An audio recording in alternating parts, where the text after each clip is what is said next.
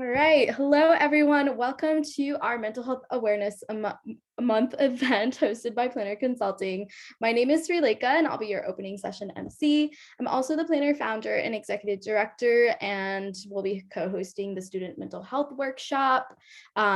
First off, I want to give a huge thank you to everyone who could be here today. I know a lot of people couldn't make it due to it being Memorial Day weekend. So for those who are still interested, this event will be recorded and sent out to all registrants, so don't worry about missing anything. And before we begin, I would love to talk a little bit more about what Plannr Consulting does. So Plannr is a fiscally sponsored 501c3 nonprofit organization working to break the stigma surrounding mental health and spread awareness while simultaneously creating a more equitable space for mental health resource distribution. We work tirelessly on creating a training program for our mentors who have consulted with over 70 mentees now on lifestyle and mental health. In addition to this, our campaigns like this mental health awareness one, as well as our workshops have helped us spread valuable programming to students like you. If you'd like to get more involved with our organization, email us at info@plannrconsulting.org to be in our summer pool of applicants, or visit our website or Instagram to join us. And then just some general rules and reminders. Please be sure to be respectful and kind. That's a given. You can totally have your camera off, but we would love to see everyone. So if you're able to turn on your camera, that'd be awesome. But if not, no pressure, of course. This is a very welcoming, comfortable atmosphere. And then feel free to ask questions at any time during the presentations using the chat functions. Our moderators will help us bring the question to our speaker's attention. And then this is our schedule and overview of what the event will look like today. So we do have our keynote with Dom coming up soon, and then we'll have our student mental health workshop with myself and Christine, a panel with POC members of the POC community on mental health, and then a Finding the Right Therapist workshop with Kelly, and then we'll conclude. And we should be rounding out around 6 p.m. EST. And without further ado, I would love to introduce everyone to our keynote speaker for this afternoon, Dom Chatterjee. Dom Chatterjee, he is the founder of QT POC Mental Health, a grassroots organization for queer and trans people of color, and related publishing platform Rest for Resistance. They are an aerial enthusiast, professional editor, cat lover, and yoga teacher of South Asian descent. Be sure to follow them at QT POC Mental Health on Instagram. And Dom, please feel free to take it away. Hi, everyone. I'm really grateful to be here. This is my first time giving a keynote speech. So I'm trying to remember it's not like my first time talking. So there's so much to say about intersectional mental health. I thought I would just start with part of my story. So right before QT POC Mental Health began, as like a peer support organization, online and offline, I was going through a like multi-layer cake of crises. I broke my finger, that led me to having this OCD breakdown, and you know, I also have bipolar disorder. All these things were happening for me, and I kept hearing people say, find someone like you to help you, including therapists. I had a white queer therapist turn me away and say, you could keep coming, but I'll be more like a friend who you pay than somebody who can really help you. I was like, what is the point of that?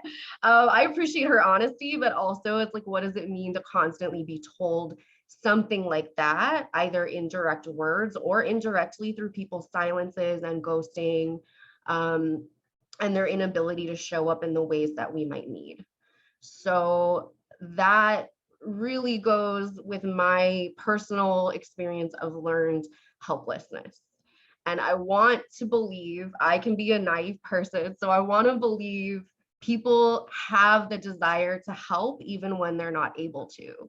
But when we live in a society where the pathways to getting help are always going to somebody who's going to say, I'm not the right person to help you, I'm not the right person to be able to validate you and offer you support, where are we supposed to go to find the right person, to find somebody who can offer us what I realize now is there's the term mirroring. So people were telling me, I don't know how to mirror this to you. I don't know how to offer you the mirroring that you need to get through your struggles. And it's not like they weren't able to offer something. And I'm able to say that now, years later. It's not like they weren't offering me some support, at least writing me back and saying, I hear that you're in crisis, and offering some hope that I would find someone like me who would help. So this led me to go to different peer support groups that were all for one, identity label. Like, go to the OCD group, go to the LGBTQ group. And I was getting support from them, but it wasn't ultimately what I needed. And I started asking, where are the spaces to talk about being a queer person of color who's struggling with mental health? And hearing back from community, a lot of people I didn't know, who I was just meeting through trying to find where these places were, who were saying, I've never heard of that yet, but I need that too, right? So we really co-created these peer support spaces where we were able to say things that we weren't able to say in these other support groups. And it led to a lot of people talking about chronic suicidality and the way that internalized depression leaves us to feel like we shouldn't even be here, So the strength of being able to find a community who can hold these concerns of multiply marginalized people, it's like there is that mirroring. There's that I'm supposed to be here. I'm not the only one like me. I'm supposed to be here. And just that feeling of that there's some belonging in the world, there's some belonging in my life is like something I didn't have for my mental health for a long time, and something that I personally needed. Intersectionality, whether I ever learned the word or not, I needed that to exist in the world for me to be able to find a deeper level of care, right? I don't want to say other people weren't offering me any care. I think they were doing their best, but their best was falling short. And there weren't ways for me to even say at the time, these are real struggles for me. My mental health isn't just about these diagnostic labels. My mental health is also about my identity as a South Asian person, my lived experience. I'm a multiracial person that impacts my mental health a lot. And then also being a queer person who doesn't neatly fit into, lesbian label or whatever, just general queerness. And being non-binary, it's like, where was I supposed to go? What was I supposed to do? And I really think that this strength of intersectional analysis, because this is an analysis tool, is to help open these pathways that didn't exist before, of just recognizing maybe somebody need a person who can offer this mirroring. It's not enough to be heard. It's who is hearing us and how are they receiving that, and what are they doing and able to do after. If oppression weakens our communities, which it does, anti-oppression, like intersectionality, strengthens our communities and gives us more relationship, more access to relationship that's healing.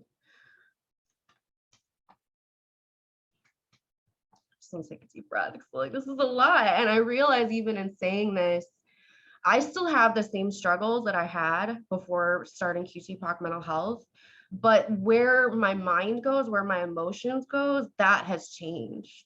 So now when I feel lonely, it's like I can think of all these people in multiple communities that overlap and intersect, and they're not all going to completely understand me. Nobody's going to completely understand me. But when I'm struggling with a particular aspect of my embodiment or just something about me, I now feel like I have people who I can think, wow, this person is in the struggle with me. We're working through this together. We're working towards healing together. And maybe that healing isn't possible yet today, but we're laying the groundwork and we're making the moves together as a community to create greater healing in the future, like we can only imagine today.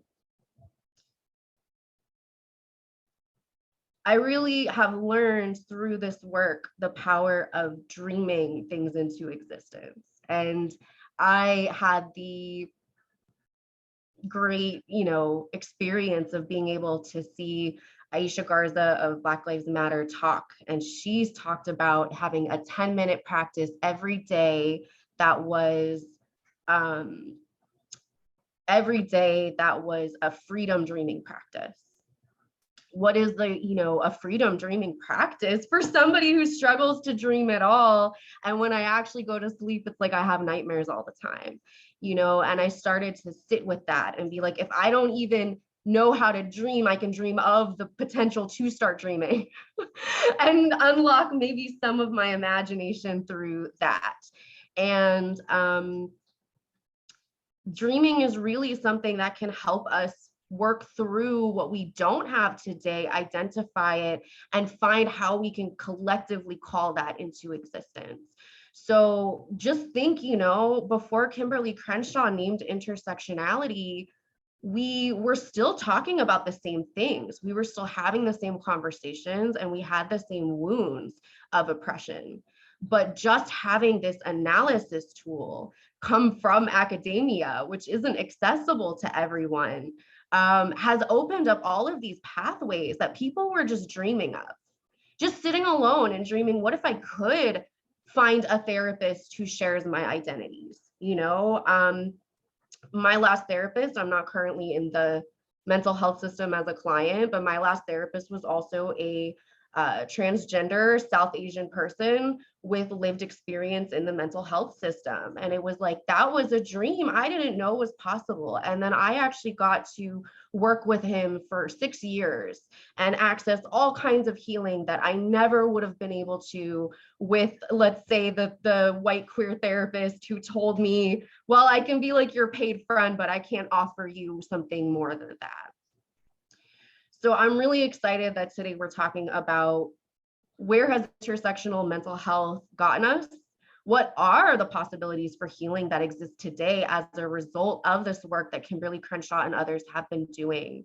And what are we co-creating that doesn't exist yet? What are our dreams of healing for the future, for ourselves and for others? That it feels impossible, but at the same time, it's been possible in the past, and it's going to be possible again in the future. We know that it's possible, and we know we're co-creating these healing opportunities specifically because of intersectionality, because of being able to see what this one analysis tool has been able to open up for us in terms of practice. Intersectionality isn't so much a practice, but it connects us to all of these practices, empowers us in practices that we already have, and allows us to have connections that maybe before we saw somebody and felt, oh, I wish I could have a conversation with that person. I think we're going through something similar. And it's opened up conversations that were silenced before. I think intersectionality has done amazing things for breaking us out of silencing. And hopefully continuing to break some people out of silencing that they experience as part of their struggle. Silence can be healing, but it's not when it feels forced, right? So we absolutely know that we are currently dreaming into existence, healing in the future that isn't even possible today. And we're able to do it because we can see these role models, because we can see that these things have been possible. These things have been possible for our ancestors. These things have been possible for people who are currently here with us, who are older than us, who've been in this struggle longer, these shared struggles, these interconnected struggles we talk about in intersectionality. Because of every liberatory revolutionary movement that supports us on our paths forward toward individual and collective healing, we know that something that feels impossible right now is actually going to be possible for us in the future. So thank you for being here to dream together and create more healing today and into the future.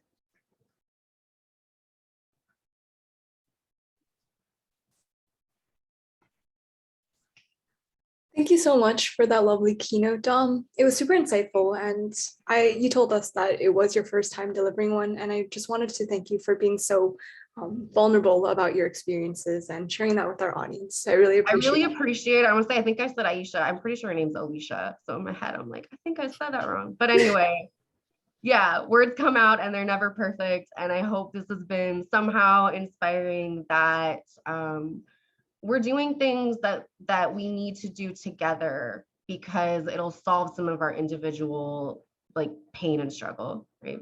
Yeah, for sure.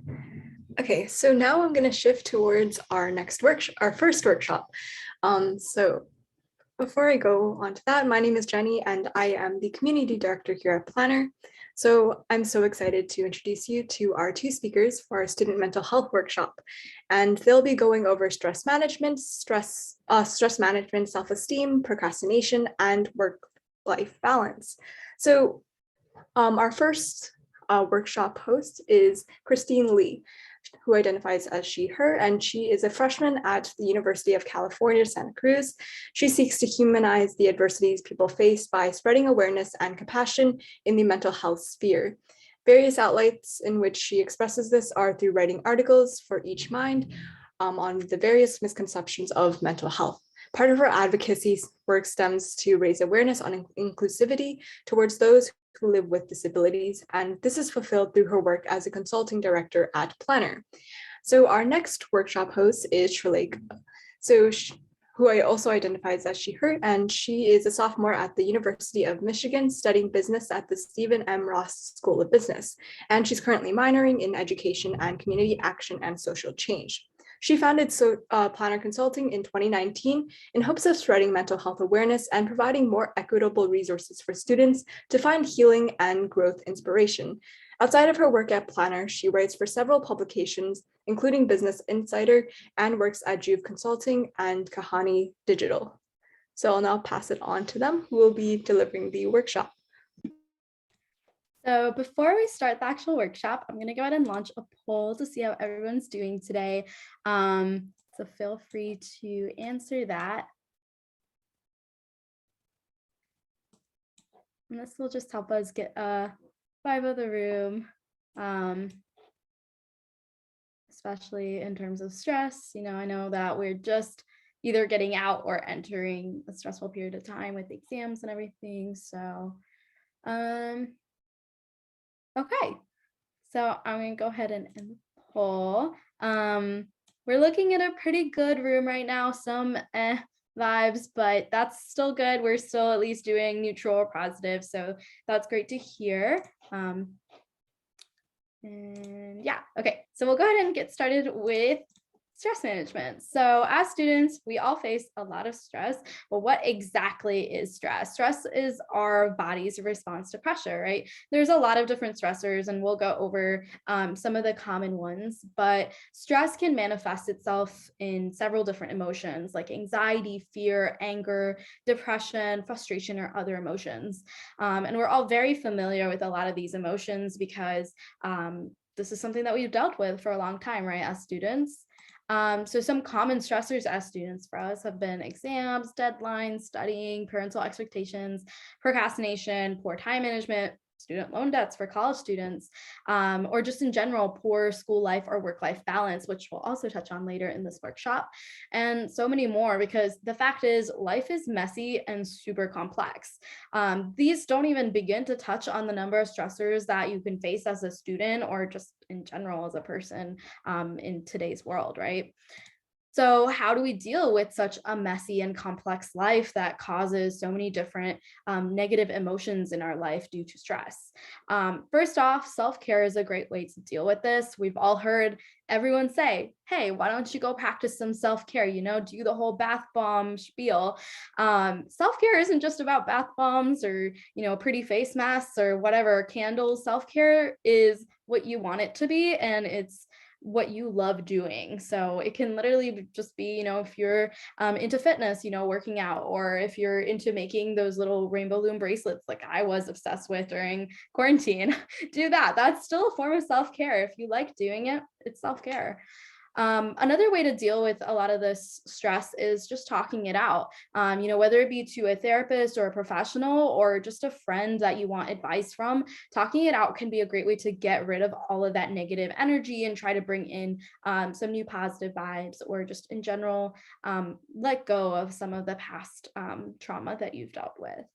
And definitely make a plan and set some goals or a vision for your future. If you're dealing with a stressor, like for example, an exam, set a goal, this is the grade I want and how am I going to exactly achieve it? Getting organized and going in with a positive, productive mindset can be a great way to deal with these different stressors. And of course, there's just trying new hobbies. Change can be a great way to really change up the stressor. Then you won't be as attached to the stressor. Your mind won't be on the stressor. It'll be about trying a new hobby or trying something new in general. And then finally, breathing exercises are also a great way to deal with stressors in general, which we'll actually try out right now with Christine. Hello, so going on to breathing exercises, we're just going to try 2 breathing exercises today. The first one is the 4-7-8 technique. So basically we will be inhaling for 4 seconds, holding for 7 seconds, and exhaling for 8 seconds. Basically, before I begin, I just kind of want to tell you guys the benefits of the 4-7-8 breathing technique.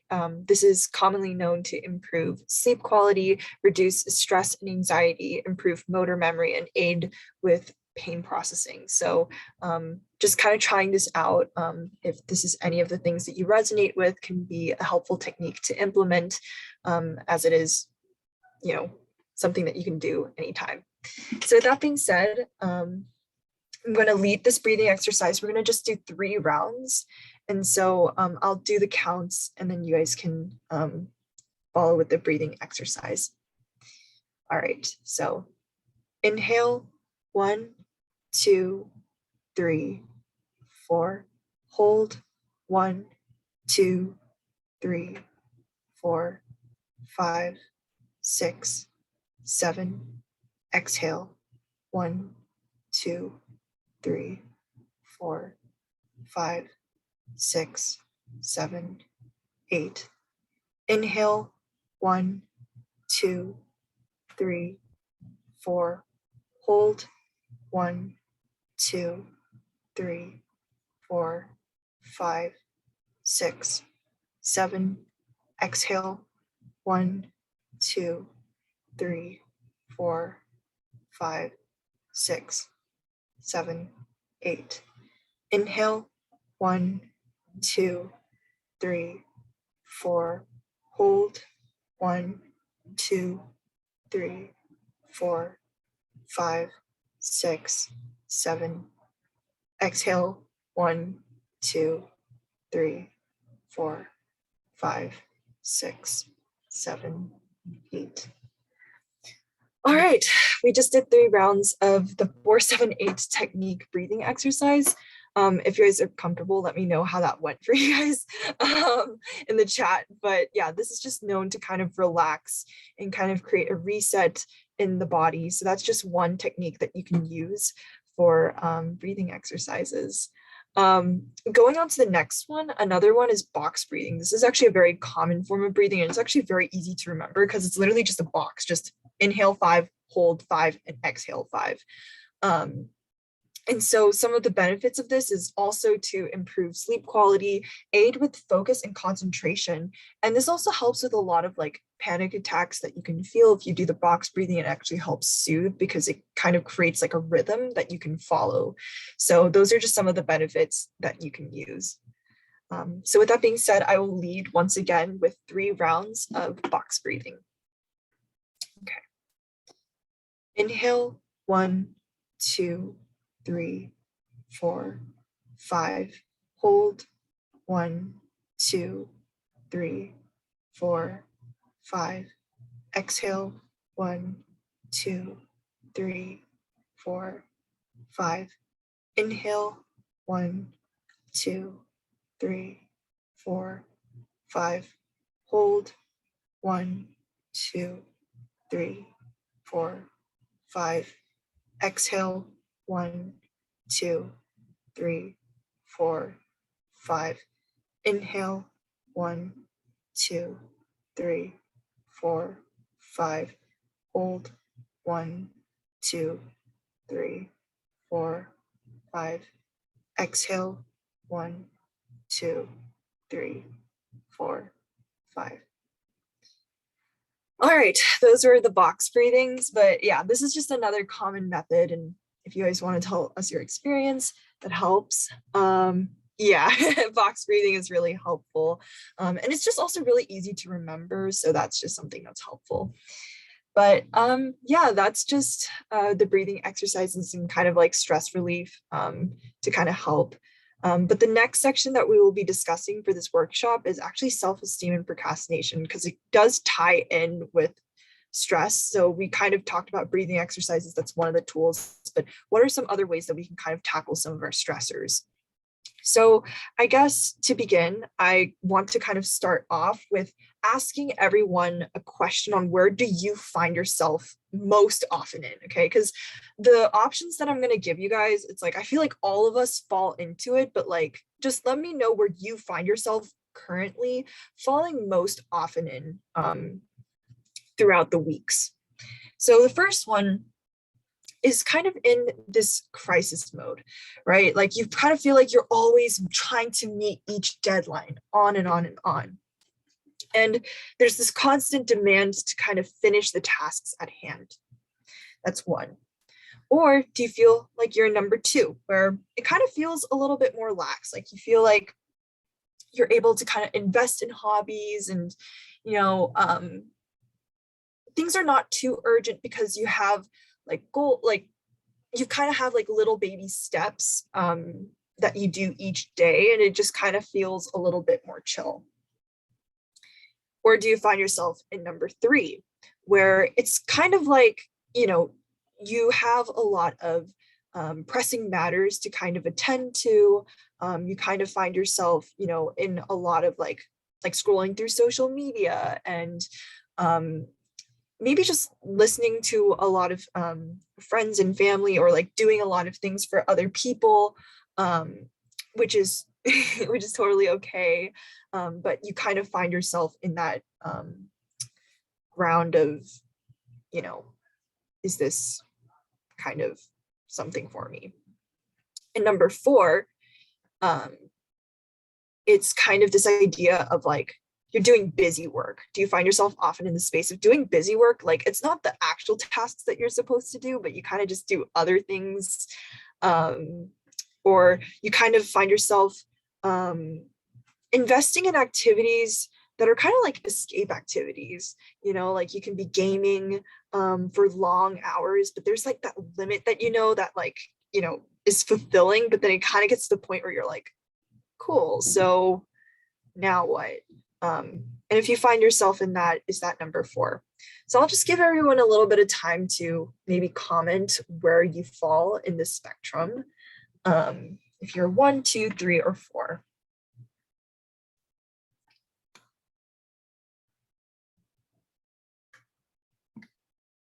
Mhm.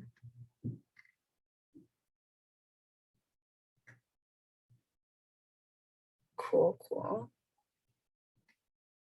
Okay. Yeah, okay. I'm hearing a lot of people in 2, which is great. 2 is a great spectrum to be, but literally like also 1, like there's no shame in any of the spectrums, by the way. So like your honest answer is appreciated. Like I definitely find myself a lot in 1. So yeah, I completely agree with some people who are like, yes, we're in 1. And so, yeah, with that being said, I'm going to kind of go to the deadlines. Yes. So we're going to go to, this is all going to make sense because where you fall is in this time management matrix. Now, I know this kind of looks a little intimidating because it's just like a big chart with like a bunch of like things and it's like what, but I'll kind of break it down and explain what this is. So it's categorized between urgency and importance. And so if you find yourself in quadrant 1, the theme of that is management, right? Ultimately, you're trying to manage the task at hand because it's very time sensitive. You're trying to make sure that you can get all those goals together so that the consequence does not result into anything. Or sometimes, you know, life can happen and emergencies can happen, and that's where it is really urgent and is really important, and you have to kind of manage, you know, what is happening. So the theme to quadrant 1 is management. If you fall into quadrant 2, it's the theme that I would say that this is presentness, because ultimately you are kind of not in a place of urgency, but you're doing things that are important to you. So you're really investing a lot of time in doing the things that you personally love to do, and that allows you to stay more grounded and more present. If you find yourself in quadrant 3, this is what I would call a little bit more of the distraction phase, where, you know, you definitely like, because this is part of the urgent but not important. And so I am going to preface a little bit more about this later, but something that I will say is like an example to this is many pressing matters. That's like one of the bullet points on, you know, the quadrant. And it's kind of this idea, yes, TikTok can count as a distraction, because it's like social media usage, you know, when you get sucked into that loophole of like, you know, the potential like news or drama, or like even just like the things that you need to do tasks at hand, that can fall in quadrant 3. So yeah, that is definitely some of the distractions that we can kind of feel, that can feel urgent, but like we can kind of assess and ask ourselves, is this really important for me right now?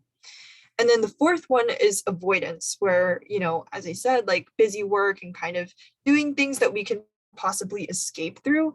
But like, it's not really an urgent task that we need to do, and it's not really important to us. So why would we really do it? The theme would be kind of the sense of avoidance. And essentially this whole time matrix quadrant is here to kind of give just a visual sense of how we manage our time. So obviously, like, we want to be in quadrant 2 right now, or the goal is to be in quadrant 2, because it's like presentness, you know, we want to be present in life. But I think it's important to kind of assess why it's hard to be there at times. So with that being said, I want to kind of talk about this idea of procrastination. And, you know, procrastination is something that I feel like a lot of people can relate on, but I want to kind of validate the notion of why it is difficult to be on top of things, you know, because a lot of times it can be for like life reasons, et cetera, et cetera. But there's this common notion of like, you can be lazy, or like, you know, you're just not doing things right. And this fuels this idea of shame and guilt and panic. And then we make excuses and we procrastinate again. And it just fuels the cycle again. But I think it's important that instead of just trying to straight dive, just work and try to fix, you know, like, you know, just do the thing that you need to do, as people say, why not actually understand more about the inner emotions that we're feeling? So that being said, I want to explore quadrant 3 to begin with. And quadrant 3 is distraction, right? I think a lot of times one of the roots of one of the roots of procrastination is because it can be difficult to establish boundaries, right? So the examples that I put here is like engaging in long hours of social media usage and talking about pressing matters with other individuals. So like, it can be really easy for us to stay distracted, but it can also be hard because it's like, for example, if we have, you know, like with this example of pressing matters with other individuals, like needing to hear the new news or what happened with this person and this person, and this person, like being in tune with the people that we care about. Obviously, there is the line of like, we want to be there for the people that, you know, are there to support us. But if we don't create those healthy boundaries within ourselves, it can really create a feeling of overwhelm, right? When we feel interrupted in our work and we don't have a flow going. So it's kind of important to establish those boundaries even with other people, and even within ourselves, like with social media, right? It can be hard to establish boundaries even within ourselves, and that can kind of create this procrastination loop. So I think it's important to kind of identify that and be able to cultivate those boundaries for ourselves. So with that being said, how do we create these boundaries? These are kind of a little bit more general, but I'm just going to kind of pros these options that people can explore. So the first one is disconnecting from social media and from technology. So obviously this is way easier said than done. And I'm not saying like everyone has to do this cold turkey, but it's just allowing ourselves to be more aware of how much we use our social media and challenging ourselves to be like, okay, in this time that I don't use my social media, what do I want to use this time for? When we kind of reframe our mindset from that, it kind of challenges us to think about how we want to spend our time. And oftentimes it's something that we want to find fulfilling in, whether it is the things that we need to do or in terms of what we want to do, like investing in a hobby, which kind of ties into quadrant 2. The next one is practicing the art of saying no. Now, here are a couple of examples of how to say no. One being, I am honored you asked me, but I could not. Thank you for asking, but I am not comfortable in doing this task. I'm sorry, I'm not able to fit this in. And unfortunately, I have too much to do today, so I won't be able to and these are just very polite ways, obviously, to say, that you can't, or just simply no. But I do want to validate this notion, right? Because, as everyone is expressing here, like it is hard to say no.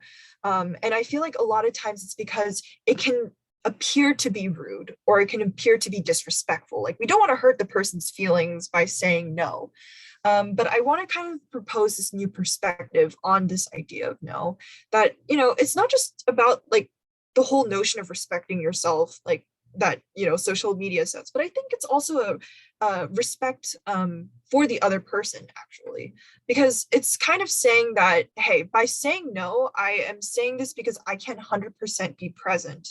But when I do say yes, I'm able to be 100% present with you. And I think just giving that idea of I will be 100% present with you in the times that I'm able to gives off a sign that you are truly going to be there for them in the moments that you can. And so that's just kind of a way of, just a perspective. And I hope that can kind of eliminate some of the fears of kind of saying like, of declining or, not being able to say no, because it really is just a form of, respect for both parties on this. And then finally, it's just communicating your feelings and addressing the inner emotions that you're feeling and channeling that into a safe space. I'm kind of meshing these two together, but it's because they go hand in hand in the sense of oftentimes when we feel distracted, we can tend to feel this sense of overwhelmedness, and then it kind of fuels, once again, this sense of distraction because we want to avoid these other inner emotions that are beginning to pile up. So it's important that we address what we're feeling, and if it's helpful to externalize those emotions to other people. And finally, focusing on investing time in quadrant 2, which we've been discussing on, like hobbies, in hopes to just kind of establish, just a happier space for yourself. But with that being said, that is the first route to procrastination. The next one is actually from quadrant 4. And quadrant 4 is like avoidance. And, we procrastinate also, not just because, sorry, I was just looking at the chat. Thank you for your insight. Yes, I agree with you on the idea that like, you definitely can open future options to connect with others. So like, even if you say no, it doesn't always have to be like a closed off, harsh no. So that's something else I want to stress. So yeah, I love that insight. Thank you for that. But yeah, sorry, just to continue. So we can procrastinate to avoid the internal emotions that we feel inside. And to kind of elaborate on this, because, okay, some of the effects is like long hours of gaming, excessive napping and sleeping, and binge watching shows. And by the way, I want to preface that these examples that I listed here are not necessarily like in and of itself terrible, right? Like if you really need that nap, or if you really like to just watch those shows, go for it. But like, I feel like we all know that one limit where like you watch a show and then like you've watched like a bunch of episodes, but like it doesn't feel fulfilling anymore. Like you're just like, okay, I'm just watching this, and you just kind of feel sluggish, but you just still want to watch. And it's just kind of like this weird medium of like, why am I doing this, but still just going for it. That's where I'm kind of talking about, when the actions doesn't really feel fulfilling anymore. And so that's kind of a sense of avoidance, because we're kind of, once again, distracting ourselves from the emotions that we're trying to, that we don't want to address. And I guess to kind of elaborate on this, a lot of times with procrastination, the reason why we procrastinate is because the activity that we are doing, it's associated with the emotions that we don't want to feel. So that is the thing that, stops us from, doing the activity, because it's like, that's basically like just what reminds us of what we want to avoid. So it's important to actually, instead of just dive into the activity that probably will affect us and kind of our feelings throughout all of this, it's actually just to kind of address kind of what's going on. So with that being said, how can we do that?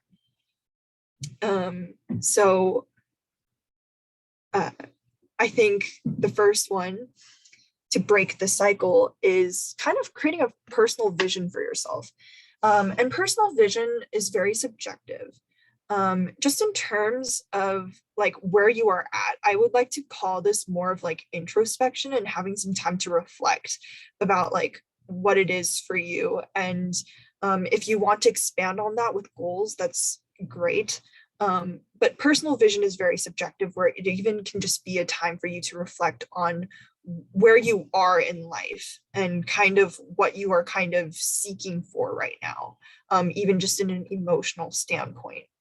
The next one is to-do lists, and creating to-do lists can be, it's really helpful for me because I am a planner for sure.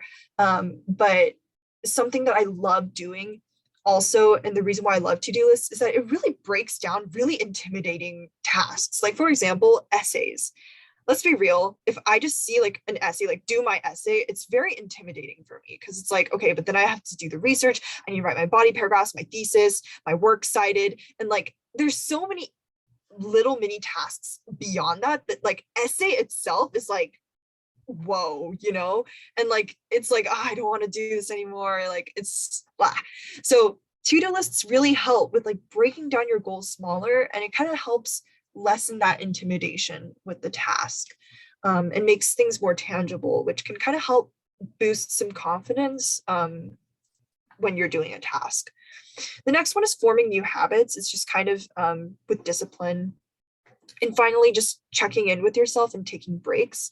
So this is just kind of being able to support yourself in this period of time, being gentle with yourself. And I know this kind of contradicts the narrative of like, you have to get back to work and just do the things that you need to do. But honestly, I think it's important to be aware of how your emotions affect you as well, and to not overexert yourself, especially if that's not going to, like, if it's only gonna, make things harder. Like, for example, the idea of like sleep versus like doing your work the next day.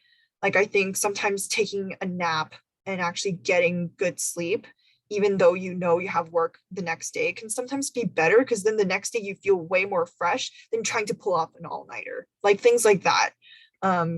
It's just perspective and making sure to take breaks and coming back to your work afterwards, and always having that goal in mind. So the conclusion, the power of quadrant 2. We've been talking about this. I know a lot of you guys are in quadrant 2 based on the chat responses, but I do want to kind of preface on why it's important to be in quadrant 2.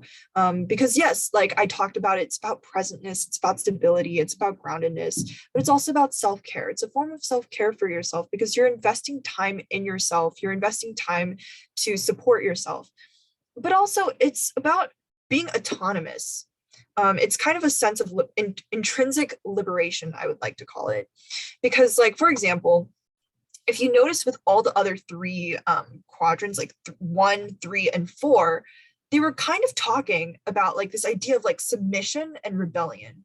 And what I mean by that is like, there's this idea of, oh, I need to do this task, or oh, I need to attend to this, or like, or the other side with 4, it's like, oh, I don't need to do this. Like, I can just do what I want, you know? And ultimately, it's this idea of kind of fighting against 2 different spectrums of, I will not stand for an external deadline, you know what I mean? Or, oh, I will submit to that external deadline, you know?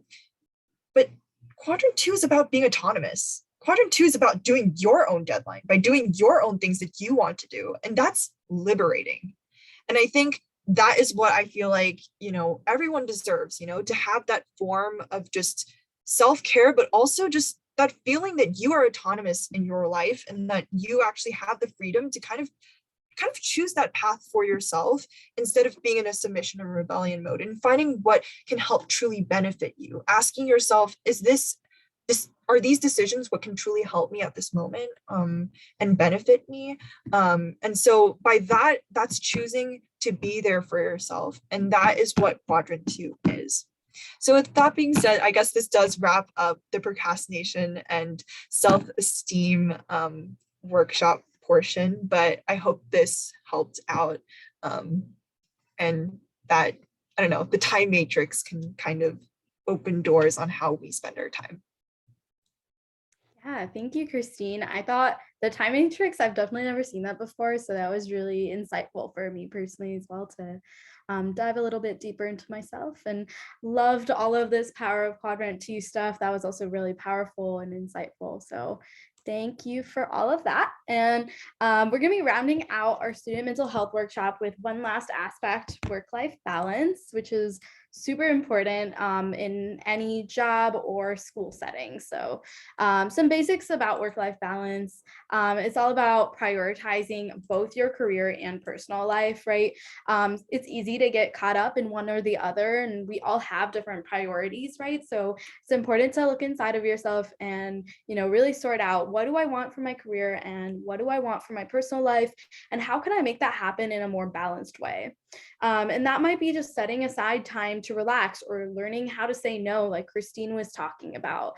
It's important to know your boundaries and find things that help you de-stress and turn away from all of the career stuff for just a moment to breathe.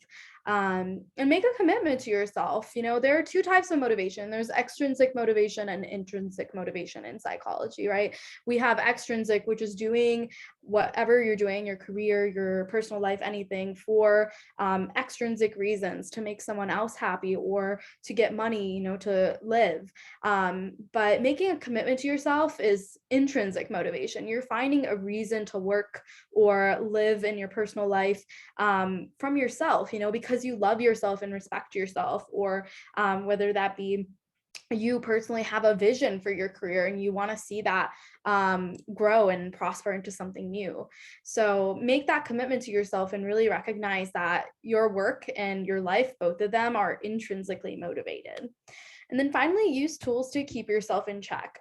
This is my personal favorite. When I think about balance, I always find ways to visualize all of these goals and priorities on paper or on my computer.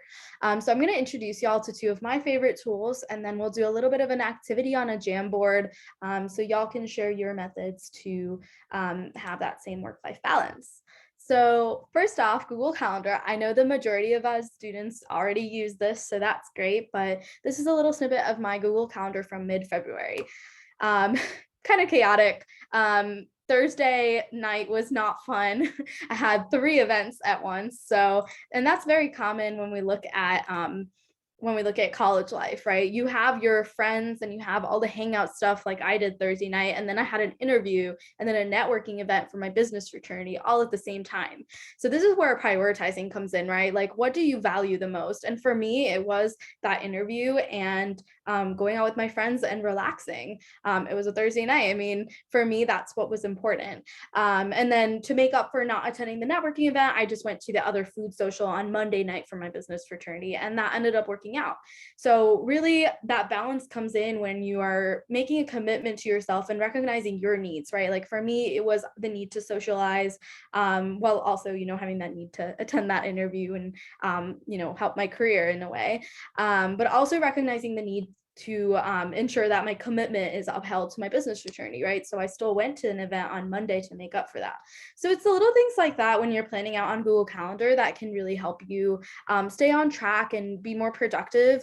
And then also recognize that you have this push and pull almost in your life between your career and personal life.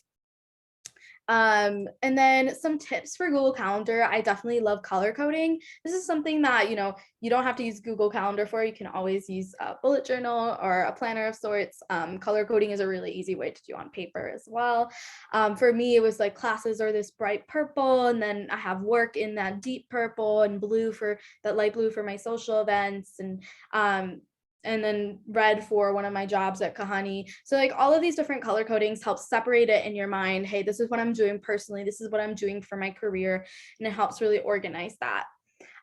Use the full functionality of Google Calendar too. Google Calendar is a really powerful tool, and a lot of people just don't know how to use it to the fullest of extent. So use the functionality to repeat events, right? So when I scheduled my reminder to call my parents every day at 8 p.m., I used that repeating functionality so I wouldn't have to go back in and write it every single time, which in a physical planner, that might be difficult. So that's one of the drawbacks of physical, but physical, you also write it down so it helps you remember more. So there are different benefits, pros and cons to both, but and then block your studying.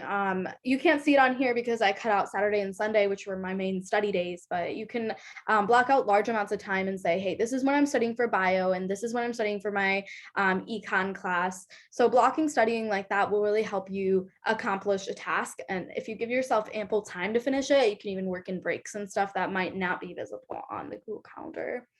And then be specific, what class are you taking? When is it? And then you can even use the description section to add Zoom links or different notes and things you want to accomplish during that time period. And then pencil in some time for the fun stuff and self-care. For me, it was getting coffee with my friend on Friday and boba with my friends on Thursday. That free time that you have in these white spaces in between events, those are really important to reflect and take your time to just breathe after events. So that, within all of this chaotic school things, you have your time for yourself and your time to socialize or be alone and just breathe. And then also Christine, she said, I'm a physical planner, so I'm open to know about Google Calendar.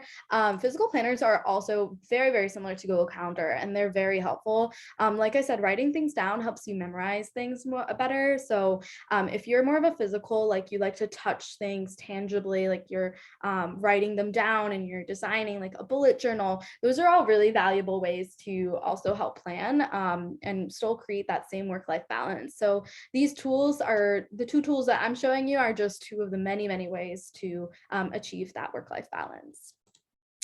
The other tool I wanted to introduce to y'all is called Hours. Hours is a tool made by one of my friends, Calix Huang. He's a software developer, and the tool got acquired by Fiveable, which is a student platform for AP testing. So it's now called Fiveable. I still remember as Hours because we've been using this for about a year. So this is a really unique tool for studying together with friends. It was really great, especially for like pandemic times, right? Because you couldn't really see your friends, so it's easy to study on here. And so you can like create a platform or like a kind of almost like a hub or something, and then you can invite your friends onto it and do a little study session. There's a timer, so you can use your Pomodoro method or whatever study methods that you want to use. There's music, different awesome settings like that, focus mode. You can hit take a break and it'll like notify your friends that you're taking a break. So it's a really cool, unique platform. And there's also a chat, as you guys can see on there. But the way I took this wasn't just for studying though. I made it into kind of my daily to-do list platform.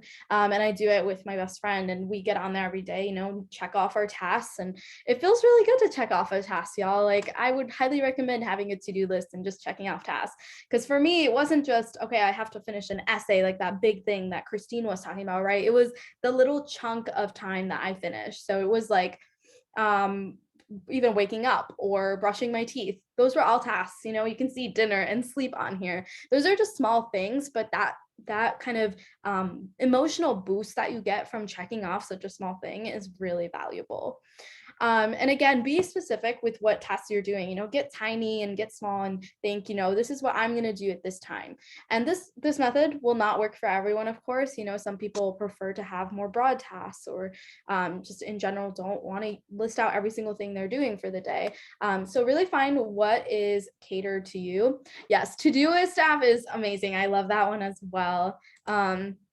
And yeah, and you can use this in tandem with Google Calendar. That's what I do. I use both at once, and it really helps me double down and not forget anything that I'm doing. But again, find what works for you. You know, these two applications might not be for you if you're not a fan of technology, or if you know, just want a different interface. There's a lot of different factors into finding the right tool for your work-life balance. It's important to recognize and learn more about yourself to find the right tool.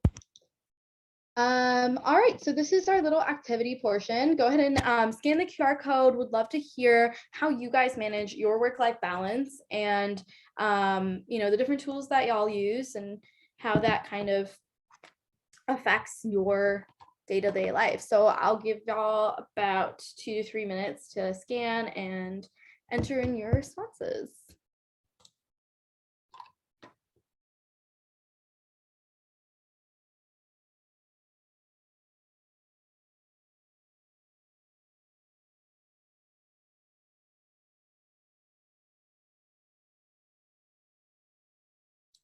Yeah, definitely, Dom. Dom said, it's so helpful to remember there's a wealth of tools to get tasks out of my head and organize somewhere else. I'm really a mental planner.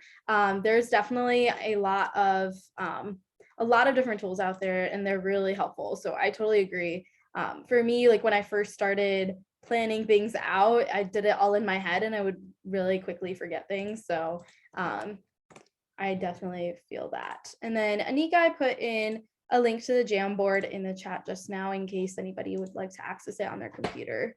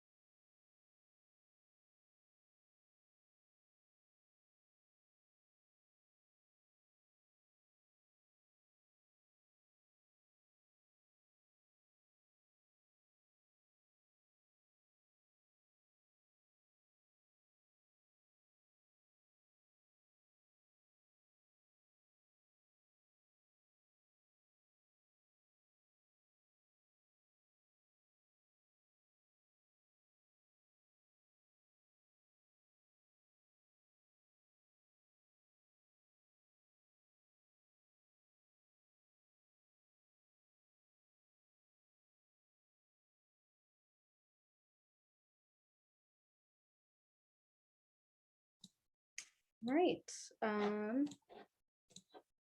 Let's finish up our last thought, and then we'll just, I'm just gonna screen share and we can go over some of these awesome ideas and things that y'all do to practice work-life balance. So I'm seeing a lot of just spending time with family and your dog. That's awesome. And using your whiteboard in your room to create a to-do list. That's a great tangible physical way. And having a morning and night routine, that's great. I do a lot of like facial care routines. Those are great as well. Love the face mask and nail polish too.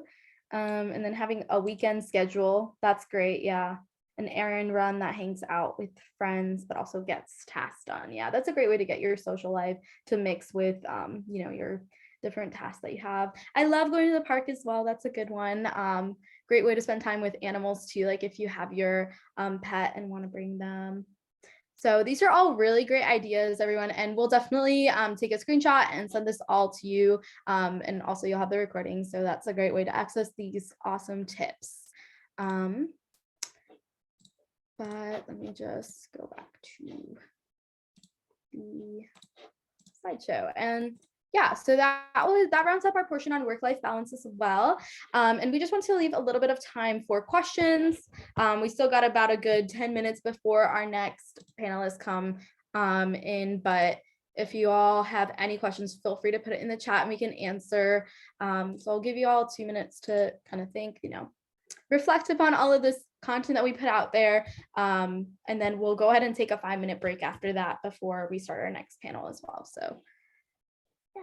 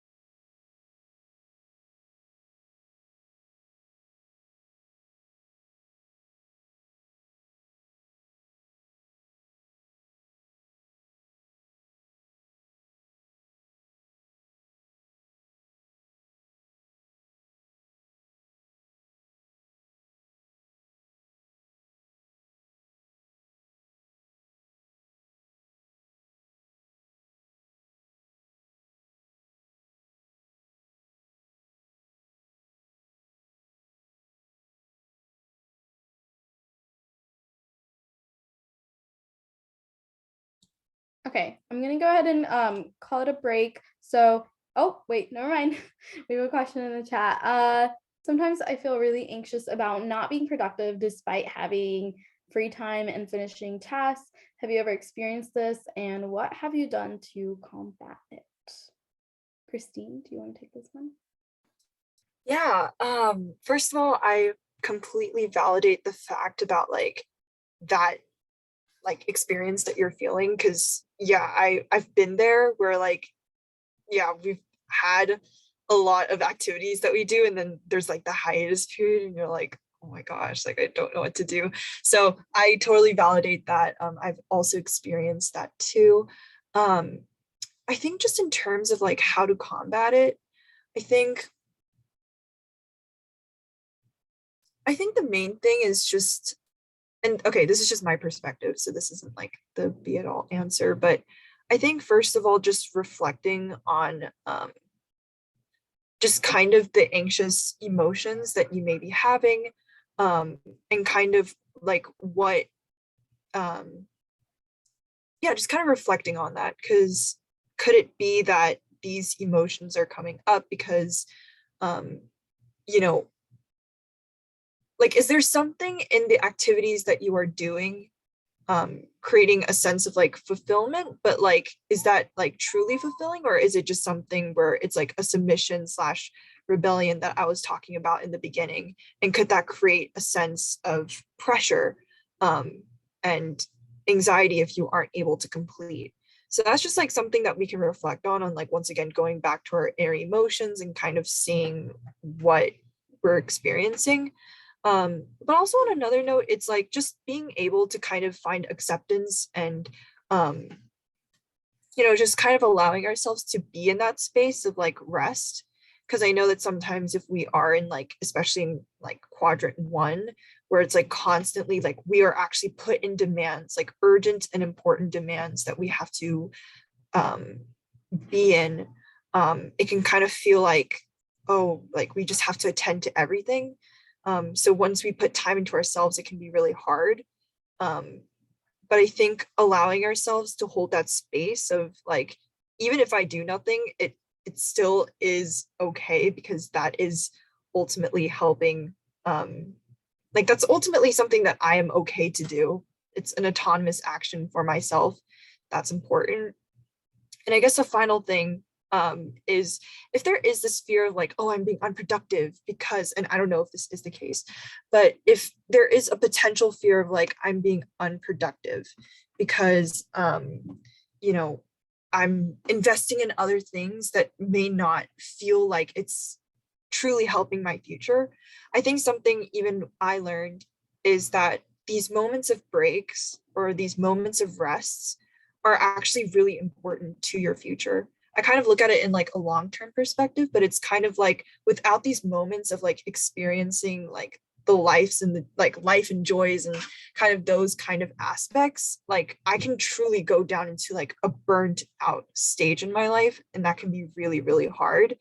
But like this moment that I'm in and this time that I'm spending for myself is actually a way to help supplement my future and allow myself to be happy. So that's just kind of a future perspective that we can kind of look at, and hopefully that can kind of offer something. For sure. I totally agree with you, Christine. I think that even looking at it short term, you know, that all-nighter that you're pulling, is it really going to benefit you the next day? Or is it, you know, going back to what Christine said during her presentation, or is it just going to harm your next day's worth of work, right? Is it just going to make you more tired and then lead to more unproductiveness? I think it's also important, like Christine was saying, like not being productive is productive in itself in a way, right? Because you're taking that moment to be mindful of yourself. So I definitely agree with that point as well. But yeah, and then I definitely agree. Like I've felt that a lot too. I definitely empathize with that feeling of being anxious about not being productive. So it definitely takes some time, and you know, and it takes some introspection on that end, and really recognizing what your needs are in that moment. And your needs in that moment might not be finishing that extra task, right? It might be just enjoying your free time. So, and Ashley asked, I'm applying for universities next year. What did you do to stay sane throughout the process? That is a great question, Ashley. I don't think I did stay sane throughout the process last year, honestly, either. When I went through university, I think the biggest thing for me was staying proactive and staying organized with everything. I applied to a good like 11 to 12 universities, so it was quite a bit to keep track of. I know of people who have applied to over 30 within a summer, and I still don't know how they did it, but a large part of it is organization. So what I did was I created a spreadsheet, and I noted down every single university I wanted to apply to, and then some general statistics about it, you know, the cost to apply, the cost to attend, where the school is, link to apply, Common App, all of that kind of things, all those kind of things. And then from there, I created like sub spreadsheets within Google Sheets, and I split it up into phases of 3 schools. So like on June 1st, maybe I would finish up not June 1st, July 1st, I would finish up the applications to 3 of these universities. And I wouldn't be able to submit them till later, but having them done helped ease the process a little bit more because I chunked it within periods of time. And then on top of like spreadsheets and stuff, like organize everything in one folder, write your essays beforehand, brainstorm everything beforehand. All of those aspects in staying organized are really going to help with the balance of all of that workload. And then also just take a lot of time to breathe, take care of yourself, introspect. This summer is going to be pretty tough in itself, so you need that extra time to just breathe and relax. It is still summer, there's no school, this is your time to have fun. So just don't overload yourself with everything. But yeah, Christine, do you have any other advice? No, I completely agree with like everything that Trileka said on like being organized and kind of doing your research. I think that's a huge thing, because the college process, like if there is one thing I should say about it, is like shift nervousness into anticipation. I know that's a very like easier said than done thing, but if I reflect back on even my college application process, I feel like I was a very anxious ball of mess a lot of times. But I think that looking at it in a very long-term scale and being on the other end where now I'm graduated and I'm actually in college, there's so much life beyond that. Like I feel like sometimes we can be trapped in this idea of like fear of like what's going to happen, but trust me, everything is going to be okay. And like I know this is a very like obvious statement, but I just want to say it nonetheless because I know that sometimes it can be hard to kind of put that into perspective at times, but through what Srileka said with the tangible tips on, just doing your research and kind of, like working towards your goals in like a short increment way and just kind of being on top of that, that can kind of help. And take this time to actually be like, I guess like take this time to actually explore like what you want, right? Because probably in college you're going to kind of explore a lot of like your interests. And so in that sense, like kind of, I don't know, like this is probably easier said than done, but this sense of anticipation is something that you can kind of look forward to in the sense of, instead of the fear. Yeah, that's just my perspective. Yeah, awesome. And everyone, if you have any questions that pop up later, feel free to put in the chat, but we are going to go into a 5-minute break. But just before we do, to conclude, thank you to everyone who attended this portion of the event to learn more about student mental health. I know this is really important to all of us here, so we really appreciate your time and energy in making this event possible. But yeah, we'll start back up again in about 5 minutes to talk about POC mental health. So yeah, thanks everyone, and we'll be back in 5.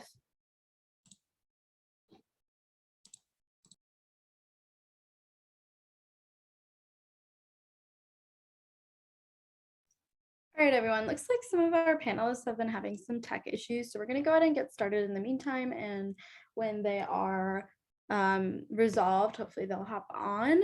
But I'm going to pass it over to Sri Sahiti, who will be announcing the speakers for today and asking the questions. So take it away, Sri Sahiti. Hey everyone, so we're back from our break now, and I hope you all have learned a lot from the student mental health workshop. So thank you for joining us today for our next event. My name is Sri Sahiti, and I'm a campaign lead here at Plannr, and I'm so excited to be introducing our mental health in POC communities panelists. So first off, we have Jared Denzel Keller, who's a mental health advocate using his social media to share his journey and normalize the conversation surrounding mental health. After the suicide of his friend, Jared decided to become more vocal about his struggles with anxiety, depression, and suicide ideation to help those suffering in silence.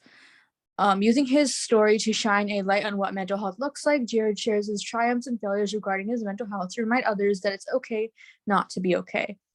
And next we have Mao Beckett, LCSW, LICSW, who provides liberation-oriented mental health care as a millennial therapist. She is EMDR, or eye movement desensitization reprocessing trained, a first-generation American and child of Cambodian immigrants and refugees. She helps first-generation liberation-seeking millennials overcome stuckness to identify and reconnect with their desires. As an inclusive therapist striving to decolonize mental health care and healing, she incorporates an ethical framework of psychotherapy, spiritual and healing of the mind, community, body, and spirit. She is independently licensed to practice therapy in Massachusetts, Guam, and Hawaii. And her lived experience as a first-generation American mother, military a veteran, and spouse, alongside her formal education, training, and clinical knowledge, allows her to support and guide her clients in a meaningful way where they feel validated and heard. And then we have Alan Bullock, who's a Latinx therapist, an LPC associate who is fully bilingual in Spanish and English. She understands the importance of culture and how we navigate multiple systems every day and how all of these areas impact us.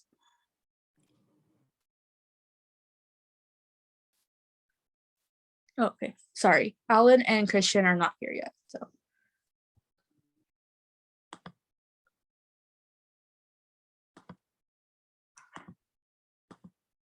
So I'm gonna ask the panelists who are here a few questions about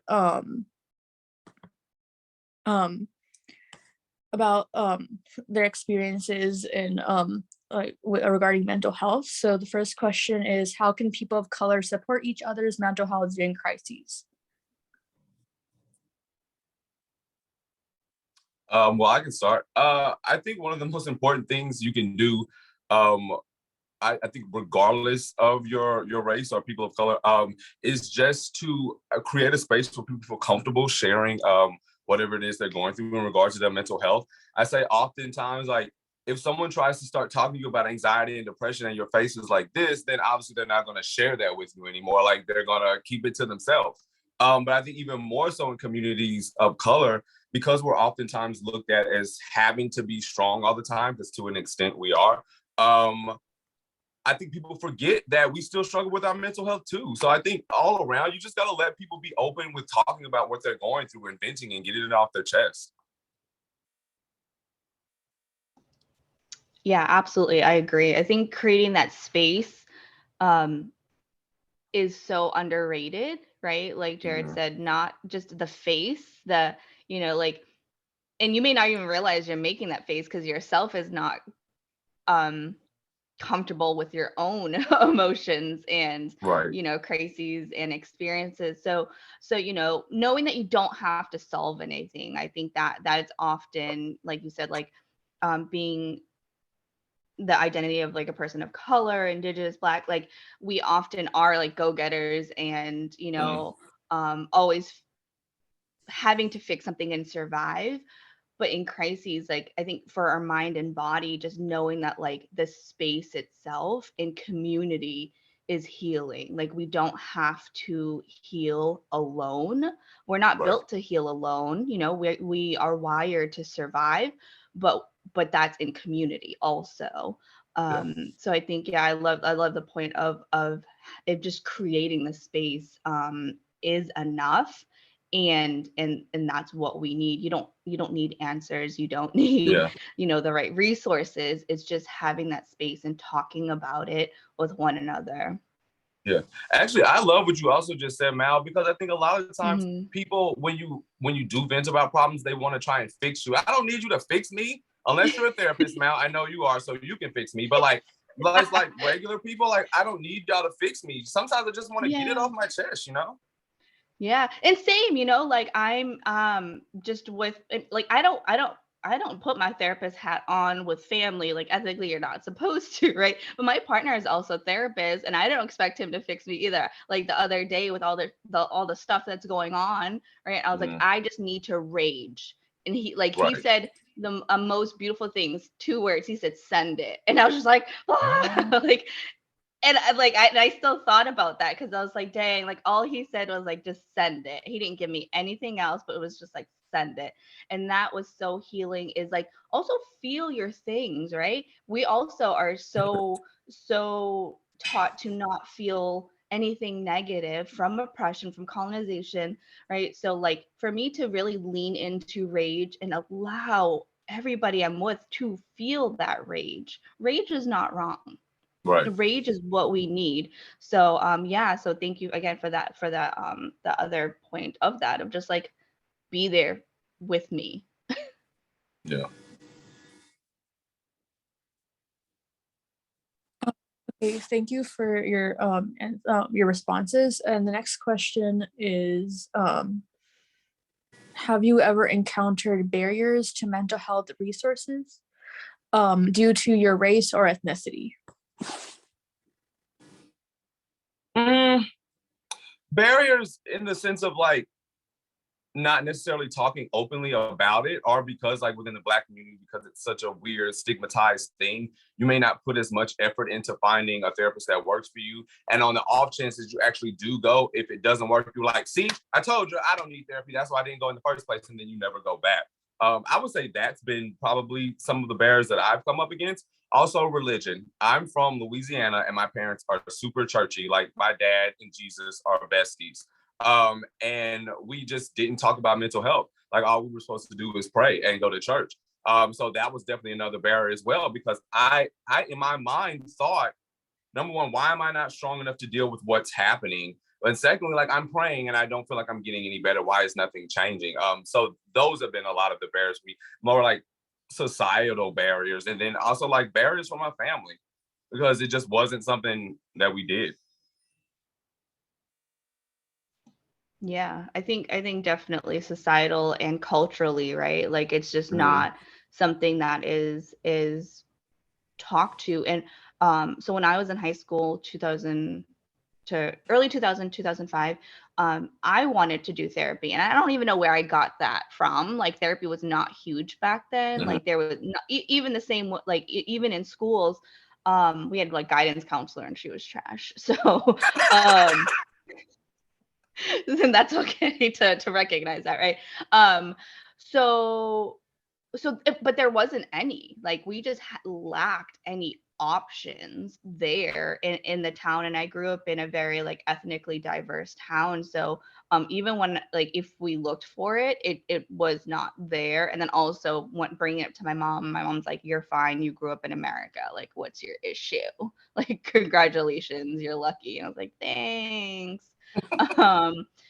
But I think just being a therapist myself and knowing the like how white centered mental health treatment and the study of mental health itself, like we are pit up against that. And I bring this up to anybody that will listen, because we're not tripping, like we're not making it up that it is hard to access mental health things. Social work itself was built on oppression, right? The founder of social work excluded brown and Black bodies and was like, no, we just want to work with the poor white folks. So what we're feeling now is not us being dramatic or sensitive. Like it is what it is.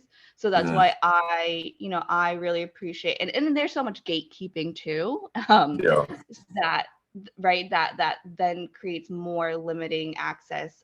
So that's why I, in this space, and Jared, like me having a license does not make me any more knowledgeable than other people that don't have a license, right? Like I played the game so I can get all the information and provide it for free.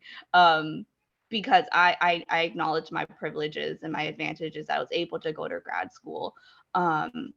Because there are systemic barriers that were put in place from the get-go. Yeah. Thank you guys. But now we have one of our speakers who was able to get in, Alan Bullock. She's a Latinx therapist and LPC associate who is fully bilingual in Spanish and English. She understands the importance of culture and how we navigate multiple systems every day and how all of these areas impact us. Alan obtained a master in clinical mental health counseling at St. Edward's University, and since then has been working with children, teens, and their families to help them grow in their attachment and emotional regulation. Alan uses a trauma-informed, feminist, and culturally responsive approach to therapy using various methods such as play, somatic, and narrative therapy.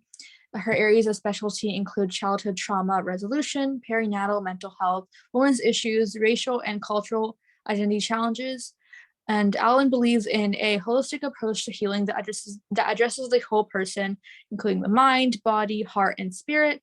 And she offers a safe space to grieve, feel, and heal.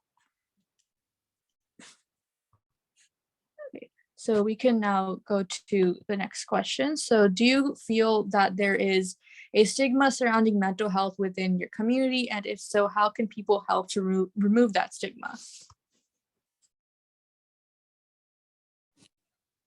I mean, I always say, this is the first answer I gave, but I think one of the biggest things you can do to help remove the stigma is just to talk about it. Like, we cannot act like this is not going on. I did an IG Live a few weeks ago, and I remember saying one of the toughest parts about having depression was actually saying, Jared, you have depression. Like, I did not want to say that out of my mouth. I did not want to admit that it was actually a real thing. Like, you got to be real with yourself and just talk about it, because honestly, it is what it is, and you can act like it's not there, but it's not going to make it go away. Like, you're still going to be depressed, or you're still going to struggle with anxiety, or you're still going to have, thoughts of suicide. Like, it doesn't go away. We have to do what we're doing right now, which is talking about it, which is why I love, Mal's a therapist. I'm not a therapist. Alan has her specialties. Like, everyone has their things, but we're all just still having the conversation around this topic that is still so weirdly taboo. But I mean, we just got to talk about it more. Yeah. Hey guys, I wanted to jump in because I haven't spoken yet. So Aline, I know they introduced me, and I'm sorry, I got the time zone wrong. I'm coming in from Texas, and so I thought it was 4:30 on my end, so I apologize for that. But I really wanted to talk about the mental health stigma around the community I am in, specifically the Latinx and Hispanic community. I work a lot with families, little ones, parents, and it is amazing to me how many parents are not or don't have the knowledge nor the capacity to understand what's going on with their children.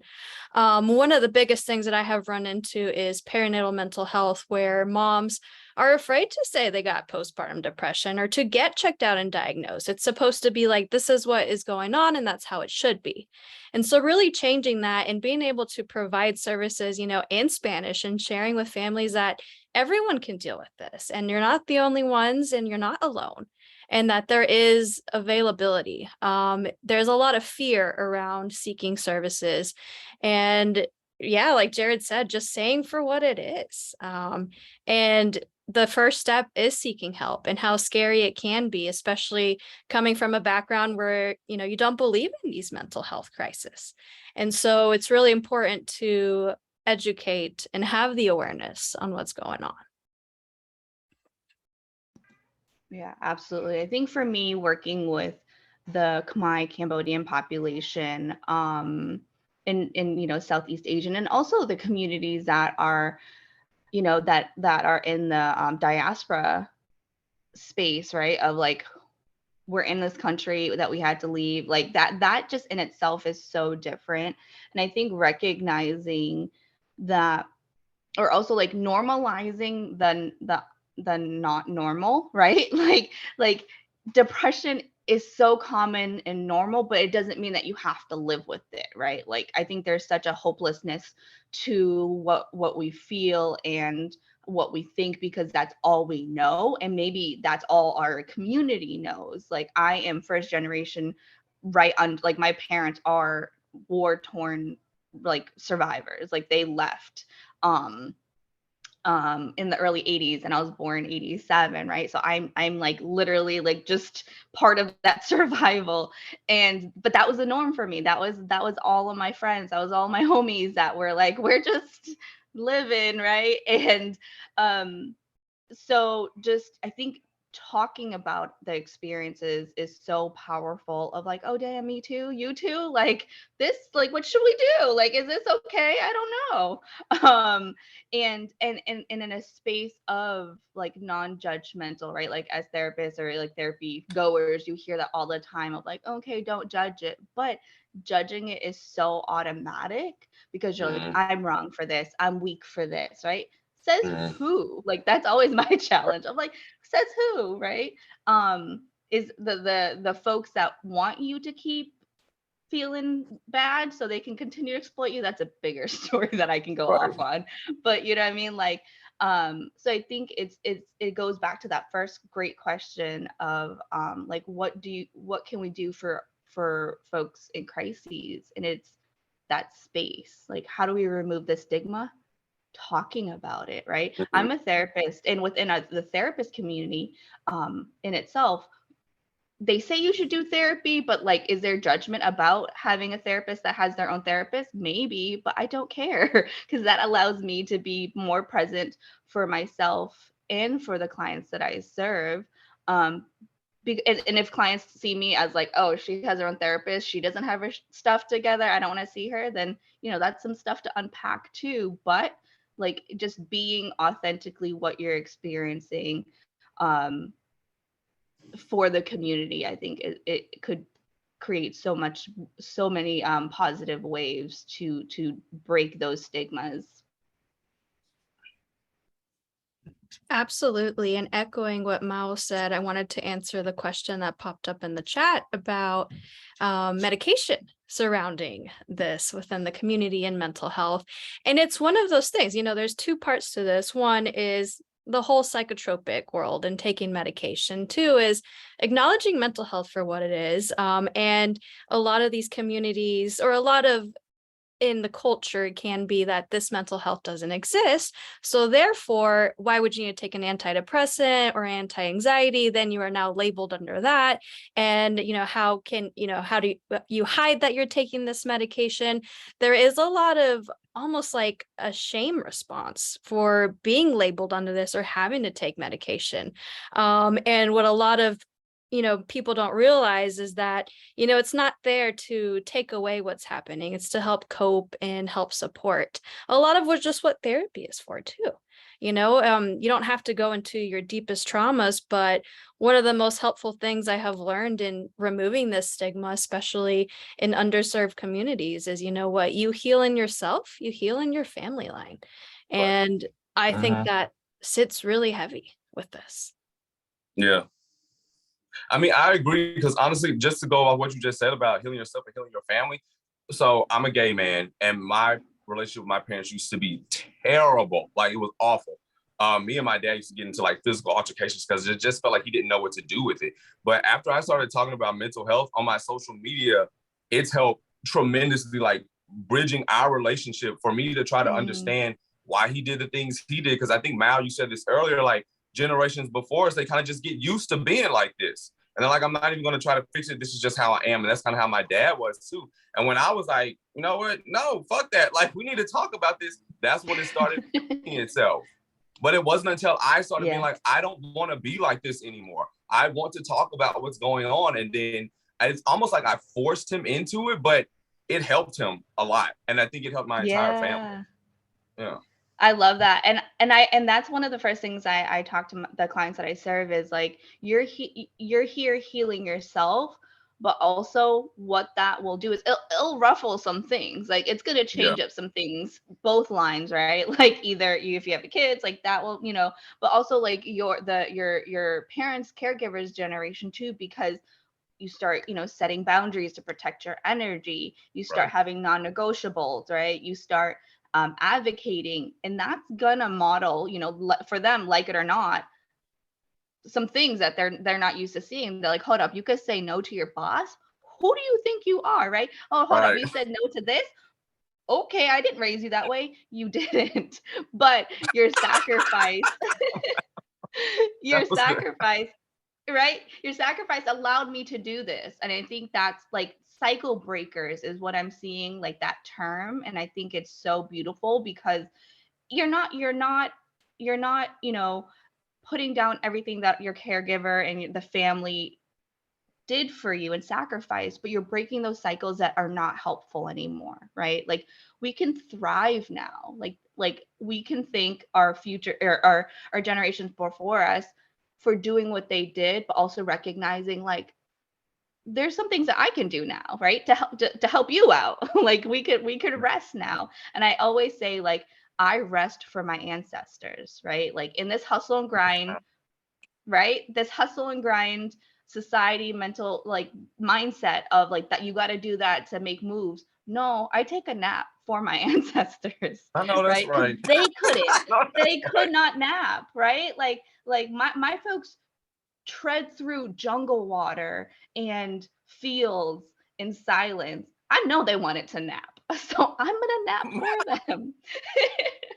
Listen, right? that's a word. You better preach, Mal. That's a word. and I'm so happy to say I'm not the one, I'm not the only one that created that. There's literally the nap ministry is another account on Instagram, and she's like, napping is resistance, rest is resistance, and I felt that so hard. So I think that's the stigma, right? That gets perpetuated on us by our generation, is because that's all they knew and that's the only way they knew to survive.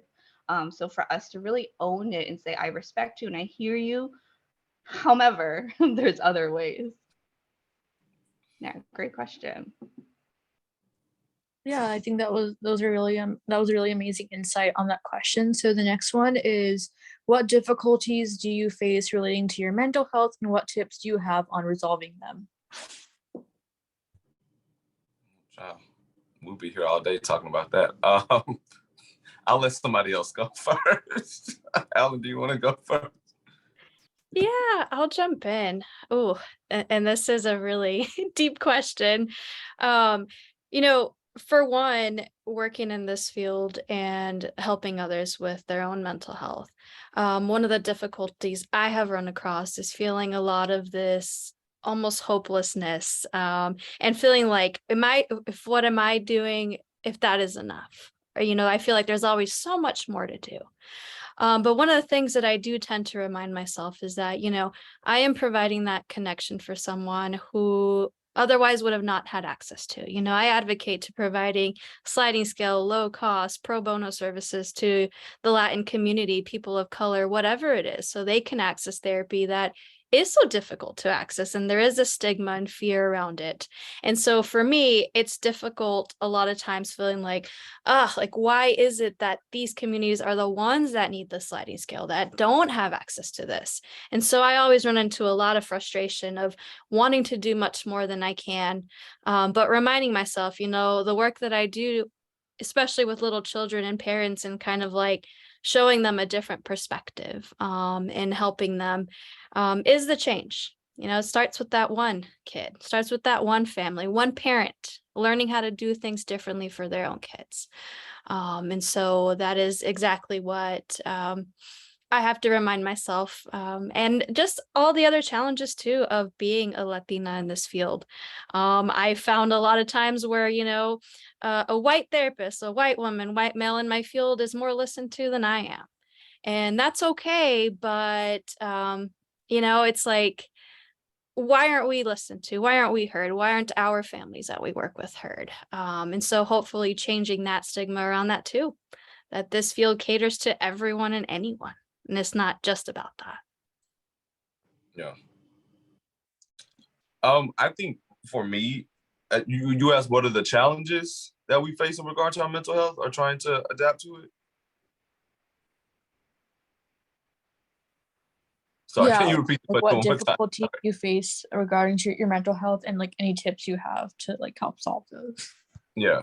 I mean, the most difficult part about managing my depression and anxiety is just managing it in general. I know especially my anxiety some days can just absolutely run away with me. And as much as I'm trying to reel it back in, I just can't get it. But it's the same with my depression, like in a weird ways that like sometimes it hit me like waves and I don't know what's going on. And I just want to lock myself in my apartment for 3 days. I'm in a space now where I'm trying to manage it by just doing the opposite of what I was doing before. My go-to is eating, which is why I gained like 30 pounds. Eating, watching TV, and just like completely secluding myself. And so now I will force myself to, if it's nothing else but getting out of my apartment and taking a walk around the block and being in the sun. Like I try to do small things like that. I always say like small wins ladder up to very big wins. So you can't discredit those. So I celebrate those small victories of days where I got up and I left the apartment because I knew I was feeling down, or I didn't really want to be around people. So I forced myself to go hang out with my friend and like it helps me feel a lot better. It's not easy. It's very tough because most of the times I don't want to do any of these things. But I know that if I actually want to manage my depression and my mental health, I can't keep doing the same things I was doing before because it's not working. I gotta try something else.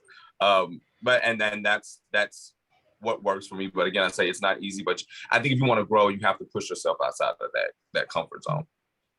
Yeah, that's awesome. Yeah, I think you know, for someone that has experienced mental health or depression, anxiety also, it's really tapping into your body, right? It's really like Jared's asking is like, what do I need right now, right? Like what's happening with me? And right. So the big thing is I'm a huge mindfulness. I teach mindfulness, and that is within my practice also. And it's that first line of connecting back to your body, which sounds so simple, but like it's not easy, especially when you don't want to be here, right? When this is all like right. awful, feels so uncomfortable. So really the foundation that helps me, and this is like, so you can learn this without therapy. You can learn this on your own if you wanted to, or a coach, or you like honestly YouTube is like the mindfulness practices of being present. And I think there's another, you know, rant that I could go on about the mindfulness meditation wellness game has been completely co-opted and culturally appropriated to where it's this toxic positivity, right? Of like love light, that's all you got to feel. If you don't feel that, then you're wrong. And that's not what mindfulness is about. Mindfulness is really being able to pause and sit and notice with what's going on in the body and mind, and asking yourself, what do I need right now? Right. So Jared, you may need to just hang out and eat and not be with people at that time because your capacity did not allow for anything else, you know? But like you said, when you notice that it was not sustainable, when you notice, oh, it's making me feel worse, that's when you reached out. And I think that's beautiful awareness for yourself. And that reframe, right? Of like, what I need is going to be different every time. Yeah. There's not that one fixed thing. So I had a really beautiful spiritual coach that I worked with, and I was like, you know, I felt guilty because I had a Pop-Tart, and then I was like, you know what, I needed that Pop-Tart. Like, you know, it's also that shame that we attach to things that we do. So it's naming that shame, right? And then asking, who are you? You know, whose voice is that? Where did I learn that? Because we were born into the world as beautiful blank slates that were just trying to be alive and survive, right? These limiting beliefs were put into us by our experiences. So I think just being able to tailor that and learning to listen to what you truly need without judgment and criticism, I think has been very helpful for me in my own journey. And just knowing that it is a journey, you know, and I'm at, that's nothing new that you probably hear in the mental health realm of like, it's not about the finish line, it's about the journey. So, you know, you may feel like you like you said, you celebrating those little wins will get you there to wherever that is, right? And that's beautiful because you're rewiring your brain also.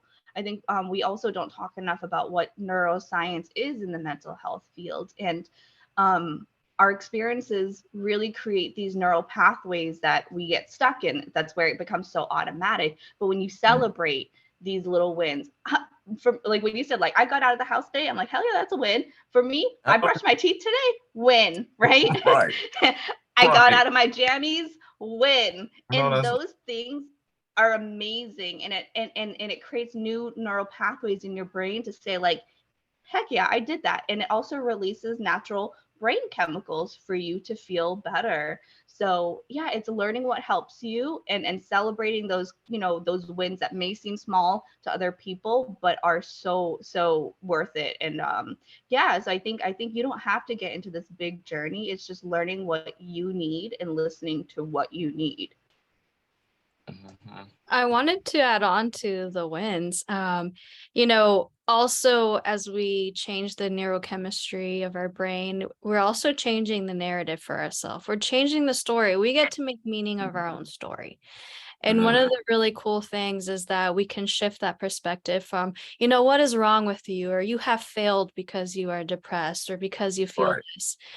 Changing that narrative to it's what has happened to you. It is what has happened to your family. And so changing that perspective, it brings a lot of insight, and it's almost empowering to I do get to make my own meaning out of this, and I get to pass Right. it on. Okay, thank you guys for that. And now we're going to move on to the next question. So, what are some tips you have for POC who are struggling to find a therapist who identifies with their ethnic background / issues? Well, I mean, the easiest way for me, because I'm Black and I'm gay, I literally just asked my other Black gay friends, like, could they give me recommendations? And I would try them, and if it wasn't a fit, I maybe would try another one. But I would ask people who I felt like, obviously, like, again, we're from the same background, but also maybe had a similar personality to me. I was like, okay, I think he may have a good recommendation for me. That's how I found 2 of the therapists that I've had in the past who are also Black gay men. And that it's okay to kind of shop around and look through different therapists. Right. Not one therapist is a fit for everyone, so it's okay to do your research. It's okay to try something new. There is someone out there. Yeah, I think that's great. Is like that, giving yourself permission to want to have a therapist that looks like you or knows about you. I think as that narrative has changed so much as a therapy seeker, right? That like I have options. It's on the internet that I can filter now. Like, and that's where like I recognize, the why, like, just how limiting therapy was. Like, it's this like it felt like this backdoor, like who do you know to Right. get into therapy? Like even 5 years ago when I was in grad school, or 7 years ago when I was in grad school, like there were no directories, there were no therapists on Instagram at all. So like so when I wanted to find a therapist, I had, I think, only one directory, which was Psychology Today, and then whoever, yeah, like you like word of mouth, right? And even with that, like you could only find therapists by like their little blurbs and their profile picture if you're lucky, and that was it. So now you have Instagram, which Instagram honestly is a great tool to search, because that you're finding a lot of millennial and Gen Z therapists on there that are so open and changing the game to how therapy even looks. Right. How we market on there, which I love, right? So I think just knowing that they're there, and there's so many directories now that is just outside of Psychology Today. So I don't know if it's okay to like recommend some directories or not, but there's definitely a bunch that provide filters and are even very exclusive to specific types of therapists. So just, I think, like, long story short, there's a lot of directories for options now. Yeah, so now we're going to go to the next question. So many people of color might have discouraging perspectives on their future because of systemic racism. What can they do to relieve stress and anxiety? Oh, that is a very loaded question. Somebody else go first.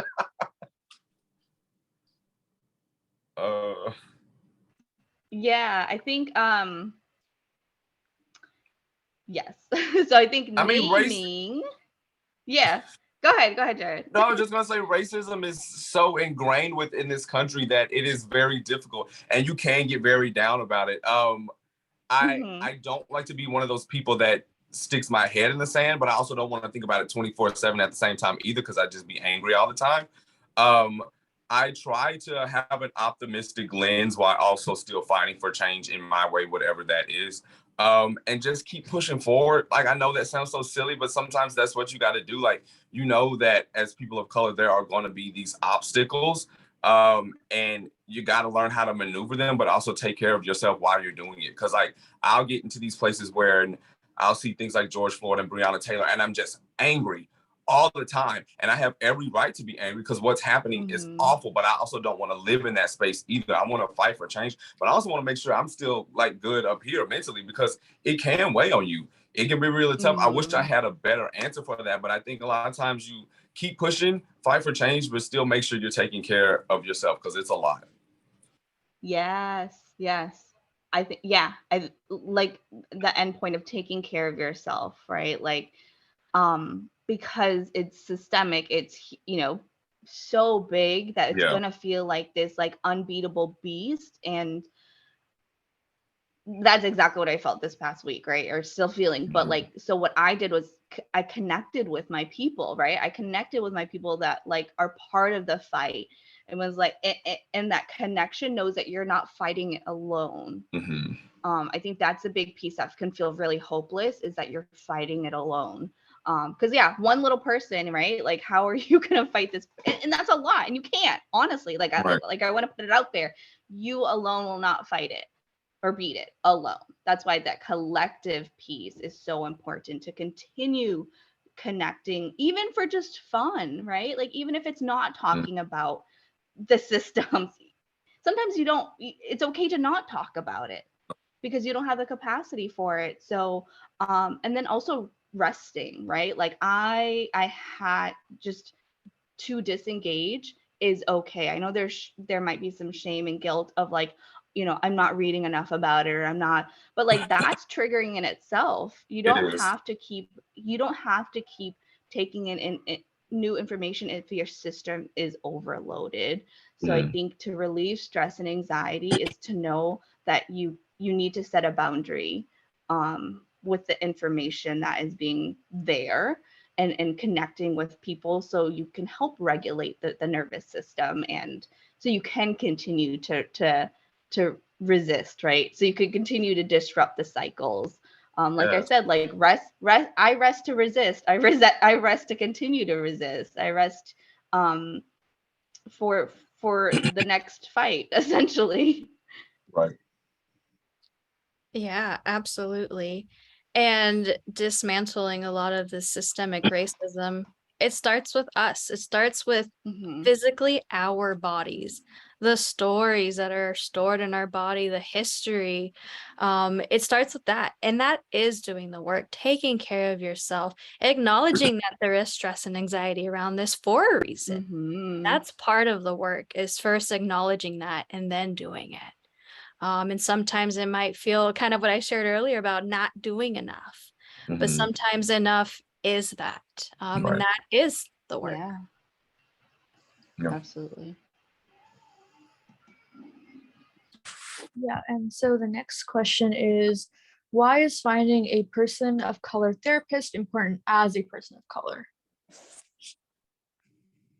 I mean, I think it's important because there's so many nuances just between my culture, Mal culture, Al culture. Like, there's so many different nuances that I feel like if it's someone outside of, my background, they might not necessarily get it. They may brush it off, and not even intentionally brush it off, but because they've never been through it, they don't really understand what you're talking about. Like, it's one thing for me to have a Black therapist, but even on a deeper level, to have one that's also gay. So when I say, whatever it is I'm saying about the gays, he knows what I'm talking about and isn't maybe giving me solutions or some type of instruction to help me deal with it in a way that really won't help me deal with it. So I think it's super helpful to identify with the person that you're talking to, because race is a very nuanced thing.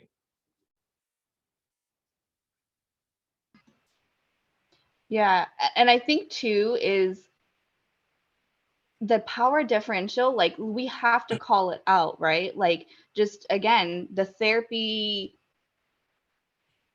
setup itself, you go into a room, right? Or now Zoom or like virtual space, and you have this person that probably went to school, and it's this like hierarchical, like it's just innate, it feels innate there. And especially if it's a white person, right? And you are a person of color, like depending on your family's history, your history, you may default to not trusting them, which you're not wrong for, right? Or that you people please, like you may go into survival mode. So if your stress response is activated, how you can't you it's harder to heal that way. Mhm. It's harder to Right. be authentically yourself. And then also if like you're teaching your therapist, which like not to say that that therapists cannot learn, but not in a way where they are sitting and looking at you like, I don't know what you mean. Like, so you're going to spend 15 minutes like teaching the nuances, right? Teaching them these spaces. So yeah, so when you have a person of color, somebody that you can feel safe with, there's so much more space in the room and in the therapeutic relationship to do the work. And you're not being re-triggered. You're not just, it's not just being what you're feeling outside of that therapy room back in there, and like what are we doing? So I think, yeah, I think it creates so much more authentic and genuine connections, like Jared was saying. Yeah, and also that they deserve the space. That if I can be here with you communicating in the language and the culture, and of course it is about the client, but to have that aspect is knowing, man, this is available for me. I can do it. It's an option. I don't have to just survive. I can talk to someone about this. And there are so many barriers, not just the language part, but to know that you are connected, that authenticity, that's what heals, the connection. Yeah, of course. So now we're going to move on to the last question. What are some tips that you have for people of color who are having trouble convincing their family members or guardians to find mental health support? Yeah, just keep trying. It took me a long time. I'm 32. I would say it probably took me at least between 10-ish years to get my dad to even talk about emotions. Because my dad is a Southern churchy Black man that has never cried in his life, let him tell it. So it took me a very long time, but I just kind of kept pushing. I kept kind of having the conversation, kept trying to push him to get him to talk about his feelings. And eventually I think I wore him down. And it was helpful for him though. So he should be grateful that I did that. Yes. Yeah, that's hard. I think the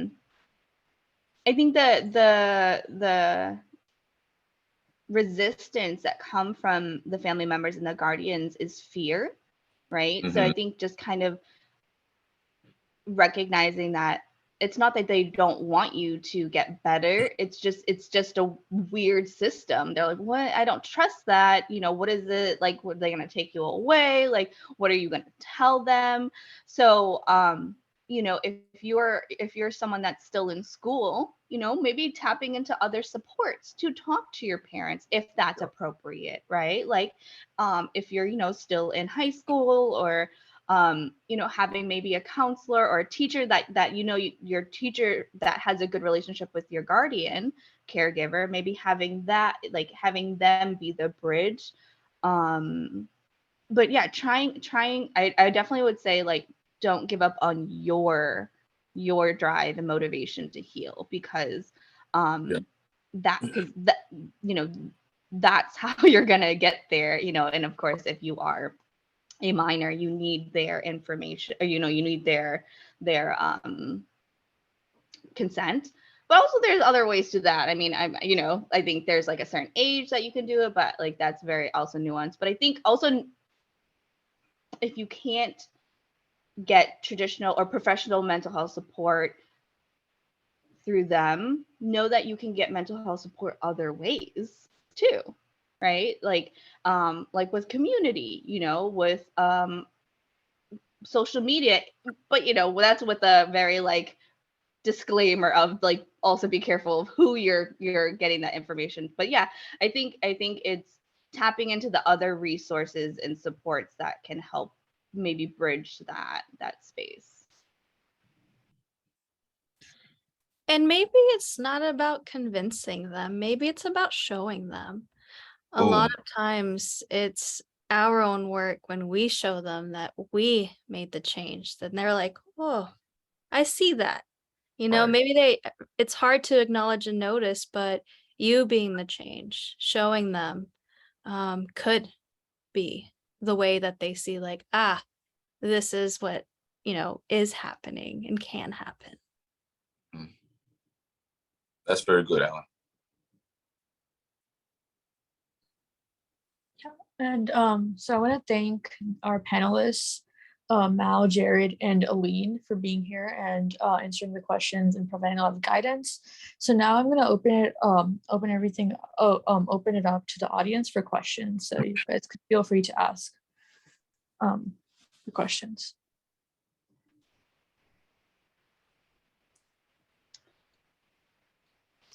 So there's one in there, which I think is a great question.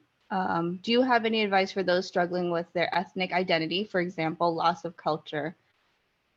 Yeah, I think that's also a real thing. I think that's the folks that I work with in my practice, because that's what I struggled with growing up, being a child of immigrants, but being born in America, right? So a lot of us experience that, and that is a real thing that isn't talked about enough.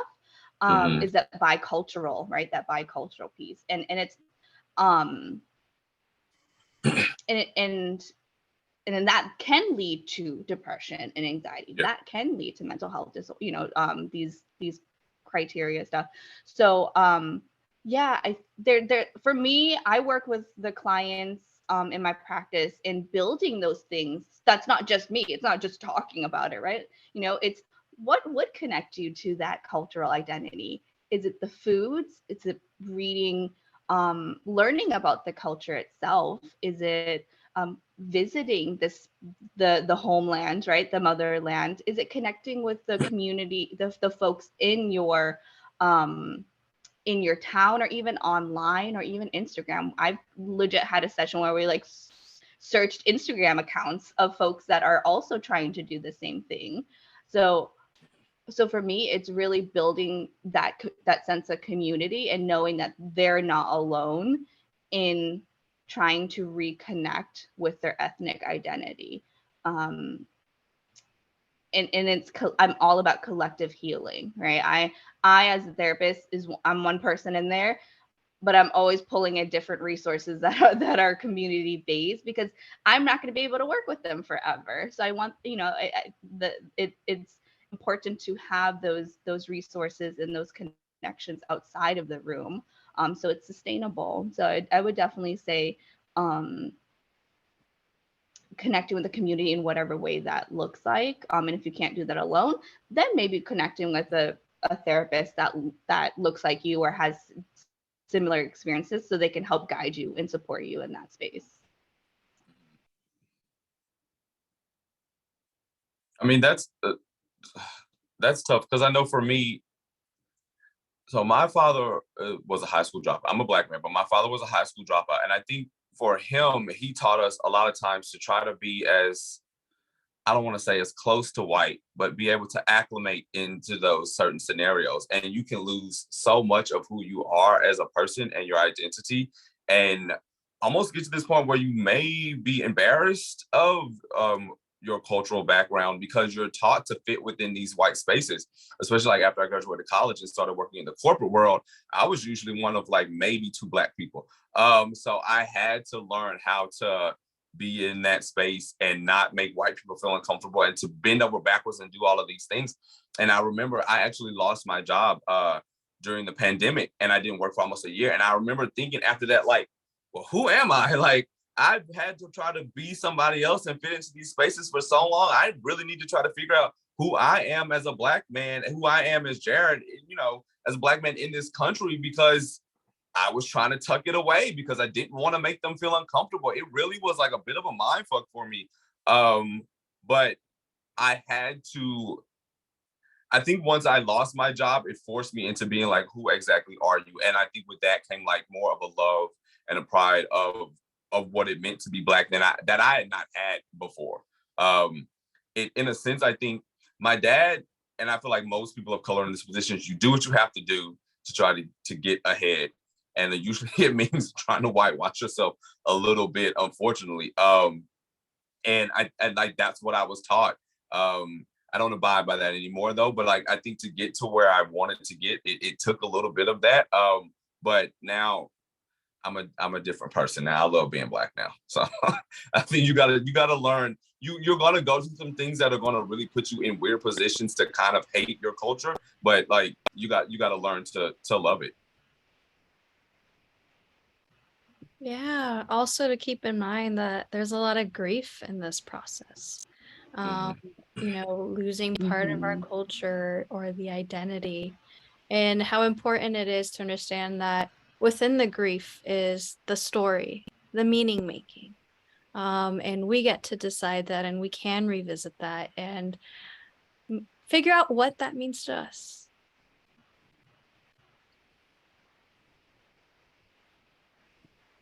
Are we supposed to be looking in the chat for the questions, or?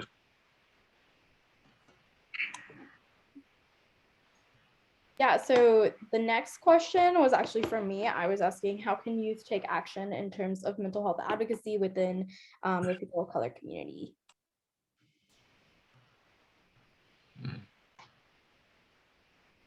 I think right now a big outlet is definitely social media and being connected in groups in school. I have noticed that there are a lot more, Gen Z, the younger folks in social media advocating for what is important to them and expressing the stuff they do love about their culture. I've seen a lot of just like, indigenous costumes and what it is to be in the music, the culture, which is really beautiful to be able to share that. And for it to be seen for the meaning of whatever it is, and that there's so much beauty behind all these different ethnicities and culture. So social media is definitely, it can be a very beautiful place to express that. I agree. I think like for me, social media has been like the best outlet for me in handling my mental health, especially as being a Black man. It really, because I'm not a therapist, I'm not a life coach. And I also don't go on social media, like we were saying earlier, trying to fix anyone. I just talk about my experiences. I talk about some days like I'm depressed and I haven't showered for the last 3 days because that's just the space that I was in. Like, it's been super healing for me. And because that other people see it and they're like, oh, I feel the same way. And I think a lot of people are almost shocked that I am as open about it. But like, that's how you start a conversation, and that's how you make change and allow people to feel more comfortable and get rid of that stigma.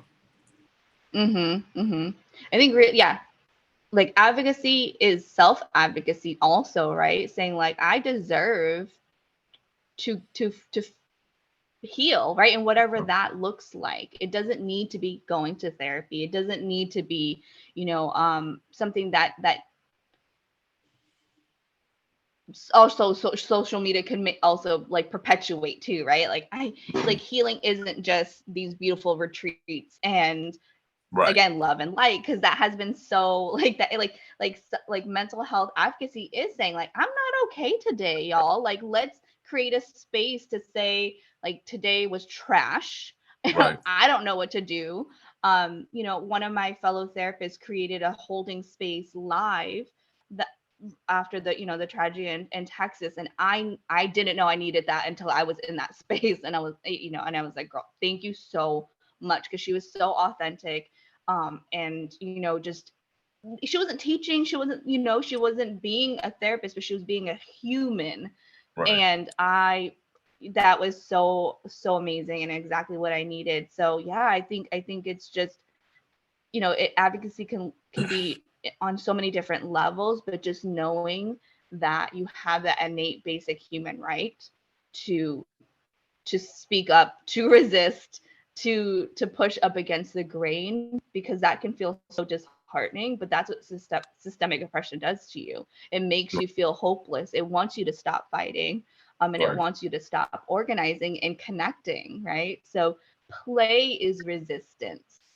Play is what our ancestors and our even parents couldn't do, because they're also just surviving, right? So that, I think that is huge too, is just continuing to be in these spaces and giving yourself that permission to keep wanting to better yourself in whatever that looks like. Not in capitalistic terms, right? You don't need to buy new things, you don't need to stunt and hustle and grind, but like whatever that feels like for you.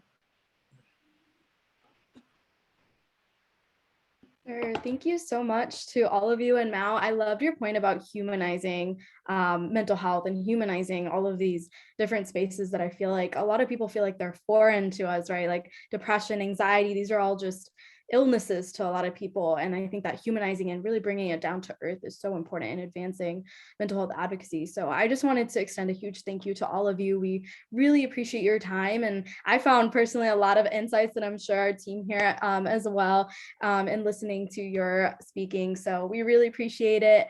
And with that, we are going to go on to our next workshop, our last workshop for today. Please feel free to stay if you'd like and listen. If you have to run, that's totally fine as well. So I'm going to bring up Vaish, who will be our MC for our next workshop. Hey, hello. Thank you, Jared, Mao, Aylin, and Christian. Our POC mental health is such an important topic, and you all provided some really interesting insights. My name is Vaish. I'm the lead graphic designer here at Plannr. For our last event of the day, we have our Finding the Right Therapist workshop. Our host for today's workshop is Kaylee Arlano, and she is a co-founder of Can-Be Therapy, Inc. and a licensed clinical social worker. Kaylee obtained her bachelor's degree in psychology and social behavior from the University of California, Irvine, and her master's degree in social welfare from the University of California, Los Angeles, or UCLA. As a proud first-generation Latina graduate and a daughter of immigrants, Kaylee is passionate about mentorship and serving the Latina community. Kaylee specializes in supporting young adults and college students to build their confidence, embolden their voice, and push through the imposter syndrome that often comes with being the first in the family. Prior to the establishment of Can-Be Therapy, Kaylee served as a clinician, preceptor for graduate students, and clinical supervisor in settings ranging from inpatient medical social work to outpatient, school-based, and field-based services dedicated to serving minority communities. As a bilingual therapist and co-founder of Can-Be Therapy, Kaylee seeks to create a space for people of color, break mental health stigmas within minority communities, and empower women in building a life they feel authentic and proud of. So I'm going to hand it off to you now. Hi, thank you so much for having me. I am so excited to be here with all of you today. It was really, I caught the tail end of this conversation, and it's so beautiful to be hearing the importance of culture, which I will definitely get into a little bit today in being able to discuss, finding the right therapist for you. So I'm happy to be here. Thank you so much for having me. Should I get right into it? All right. All right. So this is the overview of the workshop. You'll hear a little bit about me. What is therapy? We'll talk about the different forms of therapy. What's the benefit of going to therapy? And then, of course, how do you find a therapist? I'll certainly leave room at the end to have any discussions, questions, answer anything that might come up. Feel free to put it in the chat and I'll definitely get to it. All right. So you did share a good amount about me, but I'll share a little bit here. So this is me. I'm Kaylee Arellano. I'm a licensed clinical social worker and the co-founder of Can-Be Therapy, Inc. But I think beyond that, some of the most important roles for me are that of being a first-generation Latina, a daughter, a sister, a friend. I think those are roles that really impact me. And in fact, it's a lot of my inspiration in going into this field and talking about mental health. So that's why I'm excited to share, how do you find a therapist in the first place? Because for me, my experience was that I didn't know about mental health until I went off and started my education. I remember being a college student and experiencing anxiety, but I'll tell you, I had no idea what I was experiencing. I was noticing I couldn't go to sleep. My stomach was hurting all the time. And it wasn't until I had one of my mentors say, Mija, and she was a Latina as well. And she said, Mija, I think what you're experiencing is anxiety. And so that was at the University of Irvine, where I received my bachelor's in psych and social behavior. And then, of course, I went off to UCLA and that's where I discovered more about social work, which is beautiful work. So yeah, that's a little bit about me. All right. So let's talk a little bit about what therapy is and what therapy isn't, right? So therapy is not a place to fix you. We're not cars. We are individuals with stories, experiences, cultures. And so we're not here to fix you. I think it's really important to note that. It is also not a service for people who only have it really bad. I noticed that a lot of people will say, you know, well, I've been thinking about therapy, but it's not that bad. Like, I'm doing fine, right? And so I want you to know that therapy is not only for people who are having it really bad. Like, we can be in an okay state and still go to therapy. It's also not a magic wand that takes people's problems away. And I often say that because I notice that when I have clients come to me, they're like, okay, so how do we fix this? How do we take this problem away? You know? And I say, man, I really wish I could have that magic wand, but it's more about building your skills so that we can navigate these things. And it's also not a place where you get told what to do or judged. I see it as, you know, therapy is a space more about, you know, guiding you because you are your own expert. And I don't think that the right answer for me would be the right answer for somebody else. And so I wanted to highlight that that's also not what therapy is. But let's get into what is it then? So therapy is a space to get to know yourself, to build coping tools and really understand how different experiences in your life have shaped you. Why do I respond the way I do? Why do I perceive the world in the way that I do? Why do I have the strengths that I have? And why are these other things so difficult, right? And so therapy is also a space where you can learn new ways of thinking, setting boundaries, which I always say, man, you know, as people of color, you know, setting boundaries with parents, I think can be really tough, but we can learn how to do that in therapy, building communication skills and confidence. All right. So I'll talk a little bit about the different forms of therapy and really like the benefit of each, as in my opinion, you know, so really it depends on what it is that you're going to therapy for. As it was mentioned, a lot of the work that I did was community mental health prior to doing my own practice, but I did all of these different forms of therapy. So I'll explain a little bit about what they are. So there's individual therapy, which is what it sounds like, right? It's just you and the therapist, and we're really focusing on you. Then there is family therapy, and family therapy can be for both minors and adults. It would just be that all the adults would have to be in agreement that we are, as a collective, doing this therapy. And that is really more focused on the systems between the family, the communication amongst the family versus one person having the problem, right?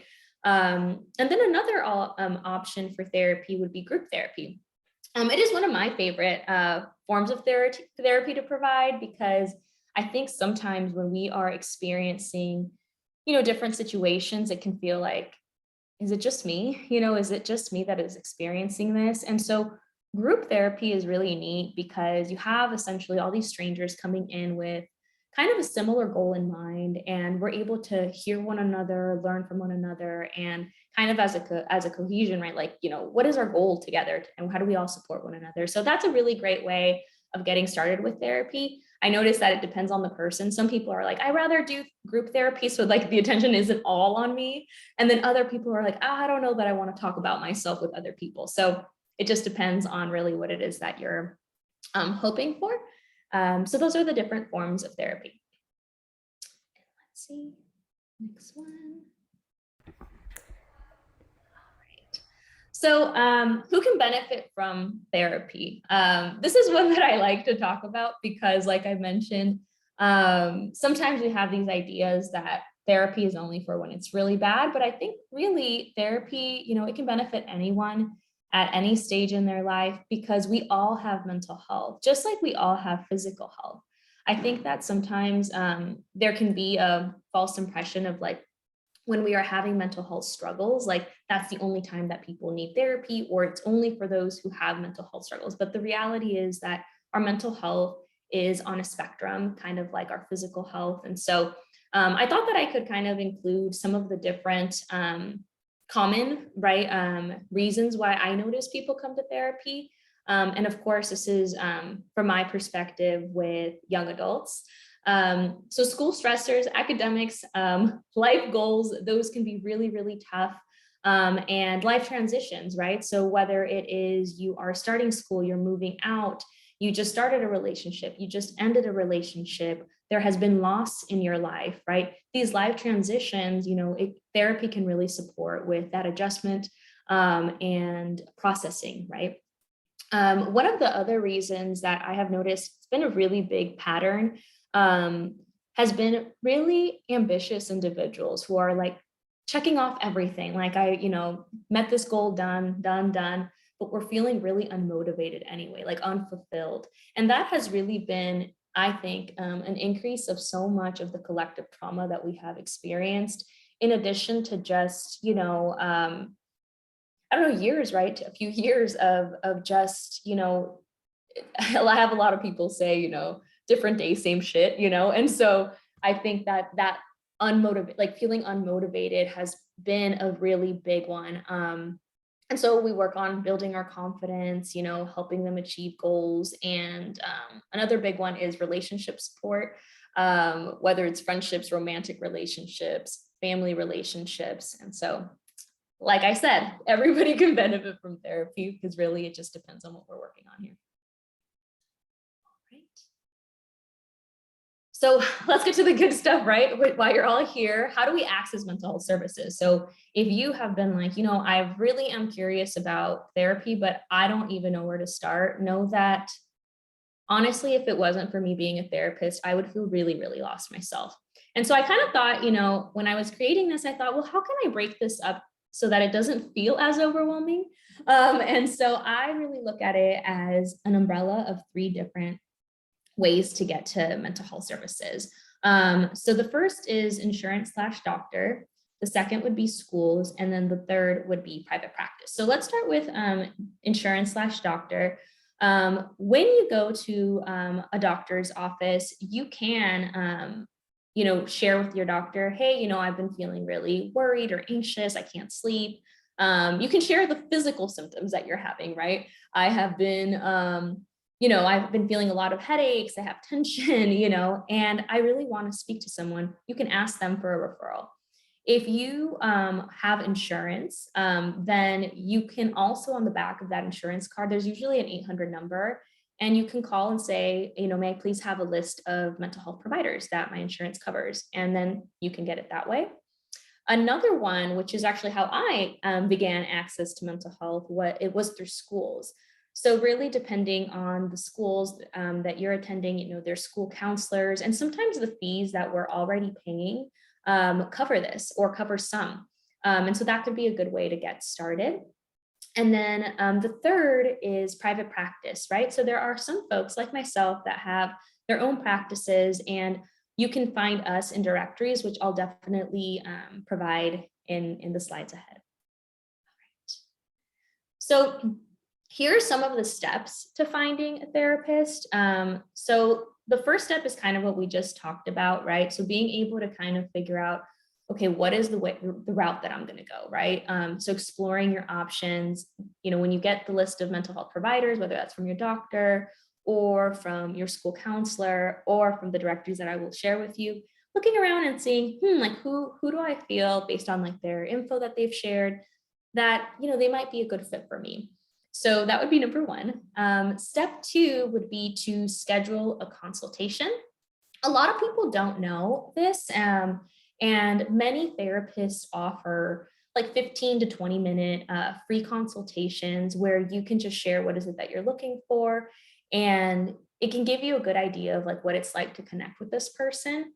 And so you can write them an email or contact their office, and really what it would look like is just, hi, I am looking for individual services or group or family therapy. Do you offer free consultations, and what's your process? And then you can kind of start from there. And then once you actually have that consultation set up, we'll get to step 3, right? Which what I really like to share with everybody is that Step 3, right, like that consultation, you will likely feel nervous, may it not stop you. You know, it is nerve-wracking. We're calling somebody random, we don't know this person, but really I want you to look at it as you're interviewing the therapist. It's not just like the therapist like figuring out like, you know, can I support you? It's really for you, right? Because the number one, I think one of the most important things in the progress and the success of your therapy services is how you connect with your therapist. Do you feel seen? Do you feel heard? Do you jive? Because the reality is that there can be many great therapists, but we're not the right therapist for everybody. And I know that even for myself, you know, I know that for some people, I mean, I think my style is for them, and for others, maybe not. And that's okay. So really noticing during that time, how do I feel? Like I'm nervous, but by the time I'm done with this conversation, I feel a little bit less stressed? Do I feel a little bit more at ease just based on kind of the person's vibe? And then if you like it, right, if you enjoy it, then you can schedule your first session, which would be step 4. I said here, you did it, insider scoop, because one of the things that I noticed really stops people from doing this, reaching out, is like, but what if I call? Do I have to make the decision right then and there? So no, you can it's a completely okay to take your time, think about it, sit on it, and then get back to them. It can also be helpful to do like therapist shopping, where you call a few therapists and then you can feel the difference. So even if you call somebody, you're like, yes, love this person, being able to kind of connect with somebody else and then be like, nope, I think that therapist was for me. And then another thing that I wanted to mention is that, let's say that you do call a therapist and during that consultation, you realize, this isn't a good fit for whatever the reason, whether it's their rate is out of my budget or the availability that they have and that I need isn't working. Know that you can also ask those therapists, do you have any referrals or people that you trust that you could guide me based on what you just heard that I'm looking for? That happens for me. I think that I take any consultation and then I'll support people, because I really think that it's such a hard first step, or it feels so stressful to take that first step. And so I always honor people and want to support them in, being like to somebody, even if it's not with me. Right. Oh yeah. So this, I thought, a lot of the times I'll say that anxiety's bestie is uncertainty or not knowing. And so I thought, I got y'all. Let me give you some ideas of what are some questions that you can ask when you contact the therapist and have your consultation. And so I kind of broke it up into 3 different kind of themes that you can pick and choose, So one would be therapist style, payment, and availability. So with therapist style, you could either ask about their style, like, are you a very direct therapist? Do you kind of reflect more and sit back? Do you focus on my childhood? Do you focus on what's happening right now? Or is it a combination based on what I'm telling you? What do you think will be important? Because then you can understand like what sounds good to me. And then the other one that I personally think is incredibly important is to ask folks, how do you consider culture in your work? As I mentioned earlier, I'm a first generation Latina, and I think that for me, I don't need to go to a Latina to feel heard and seen, but I would want to go to somebody who is going to take into consideration my culture, who can understand or be curious about how this impacts the way I set boundaries with my Latina mom, or how I say no. Is it culturally appropriate, and will they be curious with me? So that's why I put that question in there. For other folks, I've also heard faith can be very important. And so being able to ask, about the things that are really important to you, how is this therapist going to include this in your therapy or not, right? And then you can make that choice. With payment, what is your rate? Do you accept insurance? Do you offer sleeper bills and sliding scale? And I'll go through the last 2, which is like super bills and sliding scale, because again, I didn't know this until I started doing this work myself. So for folks who have insurance, and let's say that you get the list of providers from your insurance, right? you're like, yo, these are not my therapists. Like, I don't want to go to any of these therapists, and you want to look outside of your network, you can reach out to therapists. And if they offer super bills, basically what it looks like is they give you you pay the therapist directly.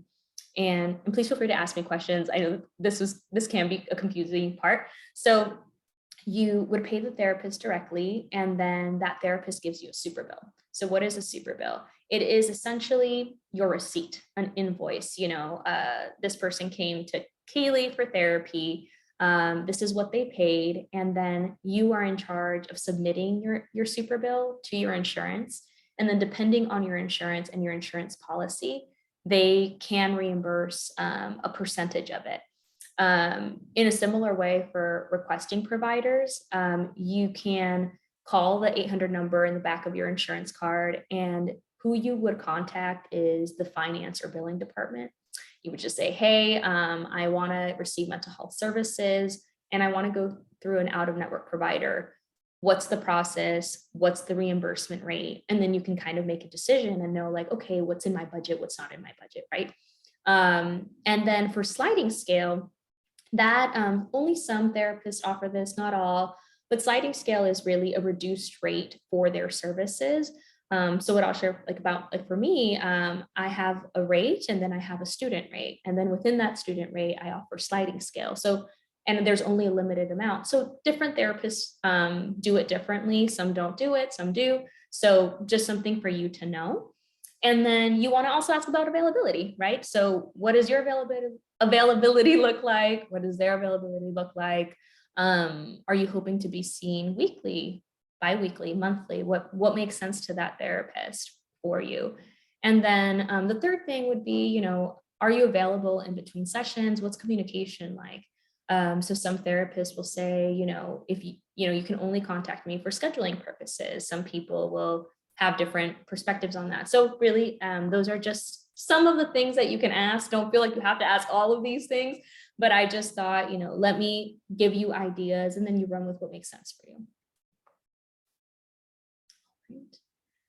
I did want to share some resources and directories just so that you have them and you're like, okay, where do I get started?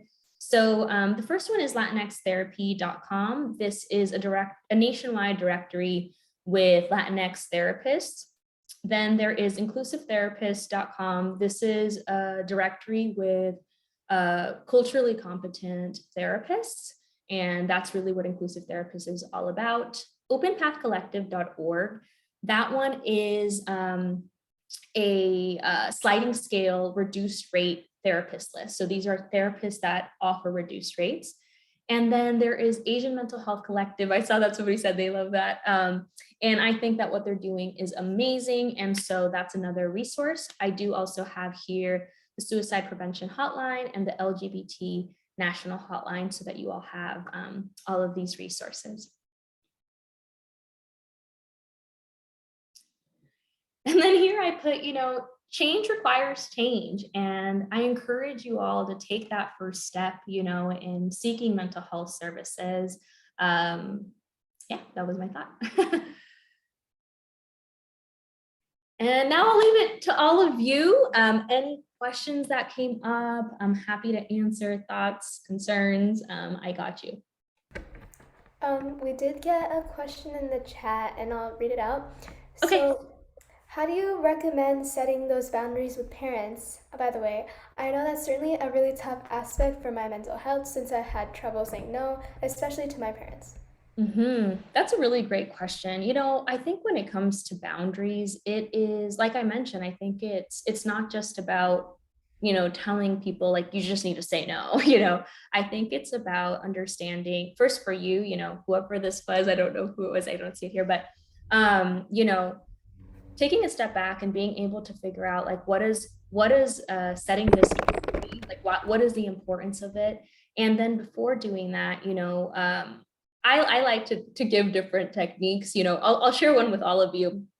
I call it the yes and that's honestly where so many of my clients start with, because it can be really hard to say no. It can be really nerve-wracking. I think different families, right, are going to respond differently.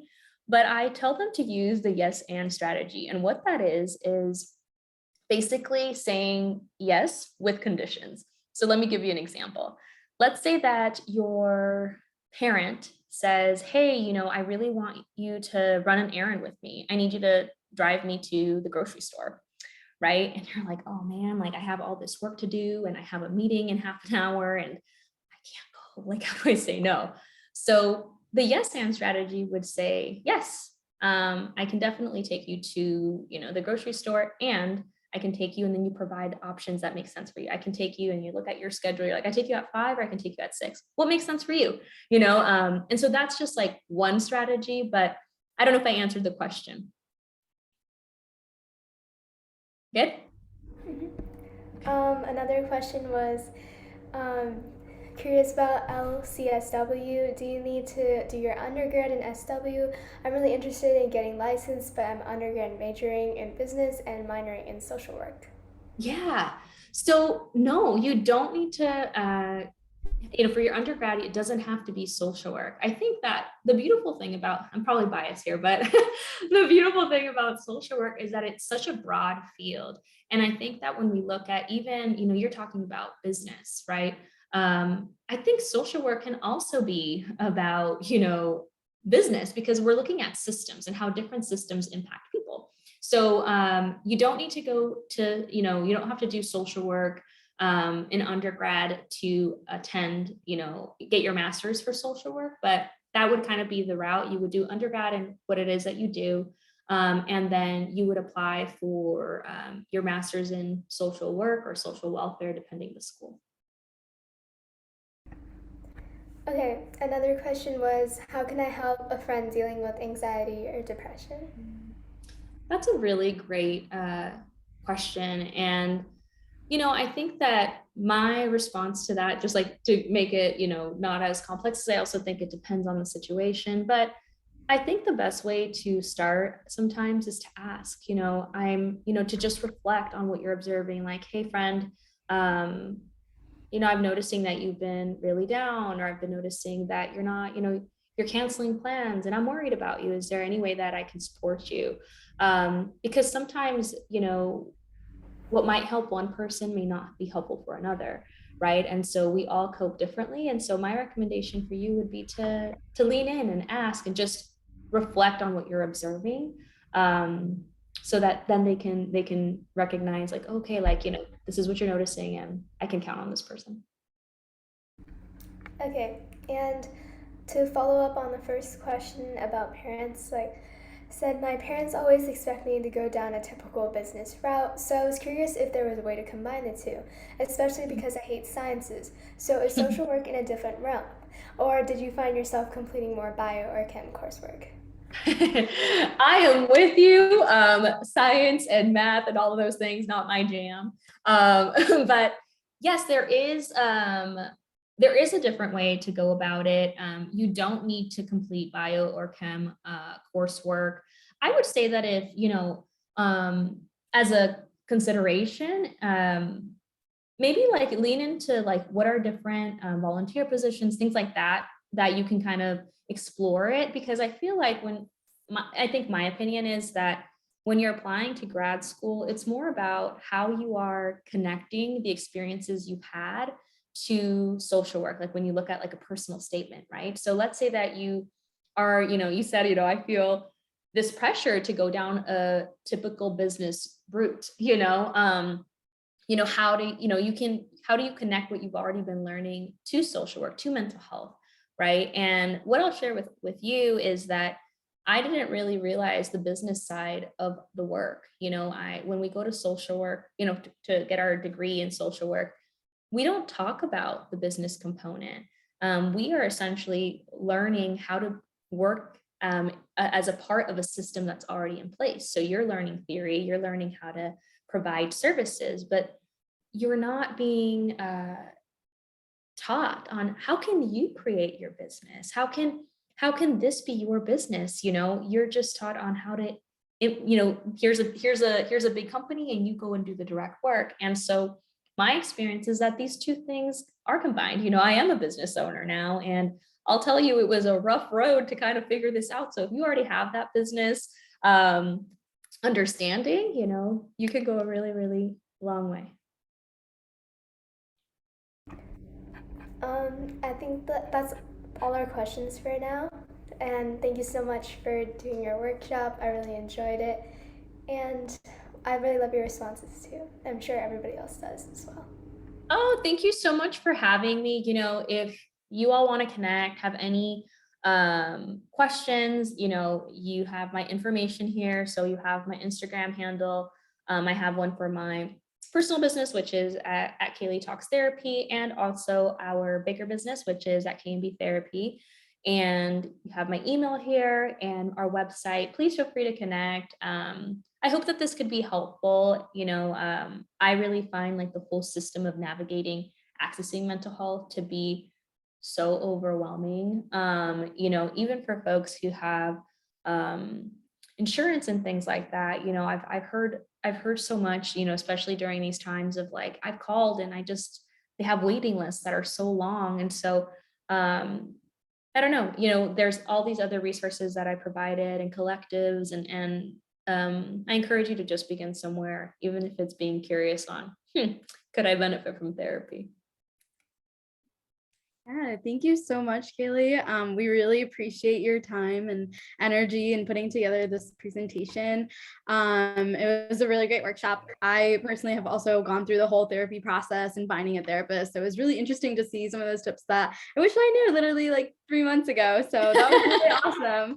I'll definitely be sure to share that with my friends and stuff because it's really valuable information. So appreciate your time and thank you for answering all my questions about LCW. Appreciate that too. Yes, of course. If you ever need any additional support, please feel free to reach out. I always, people reach out and want to talk about it. I will make time.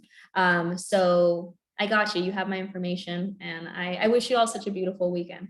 Yeah, thank you so much. And huge thank you to everyone who made it out today. Like I said, this is recorded, so we'll be sending this out to all of the registrants as well as posting it on our social media channels. So watch out for that. And then we just listed some hotlines and additional resources here in case y'all want to take note of that. But that wraps up our event for today. Thank you, everyone. And we will see y'all later.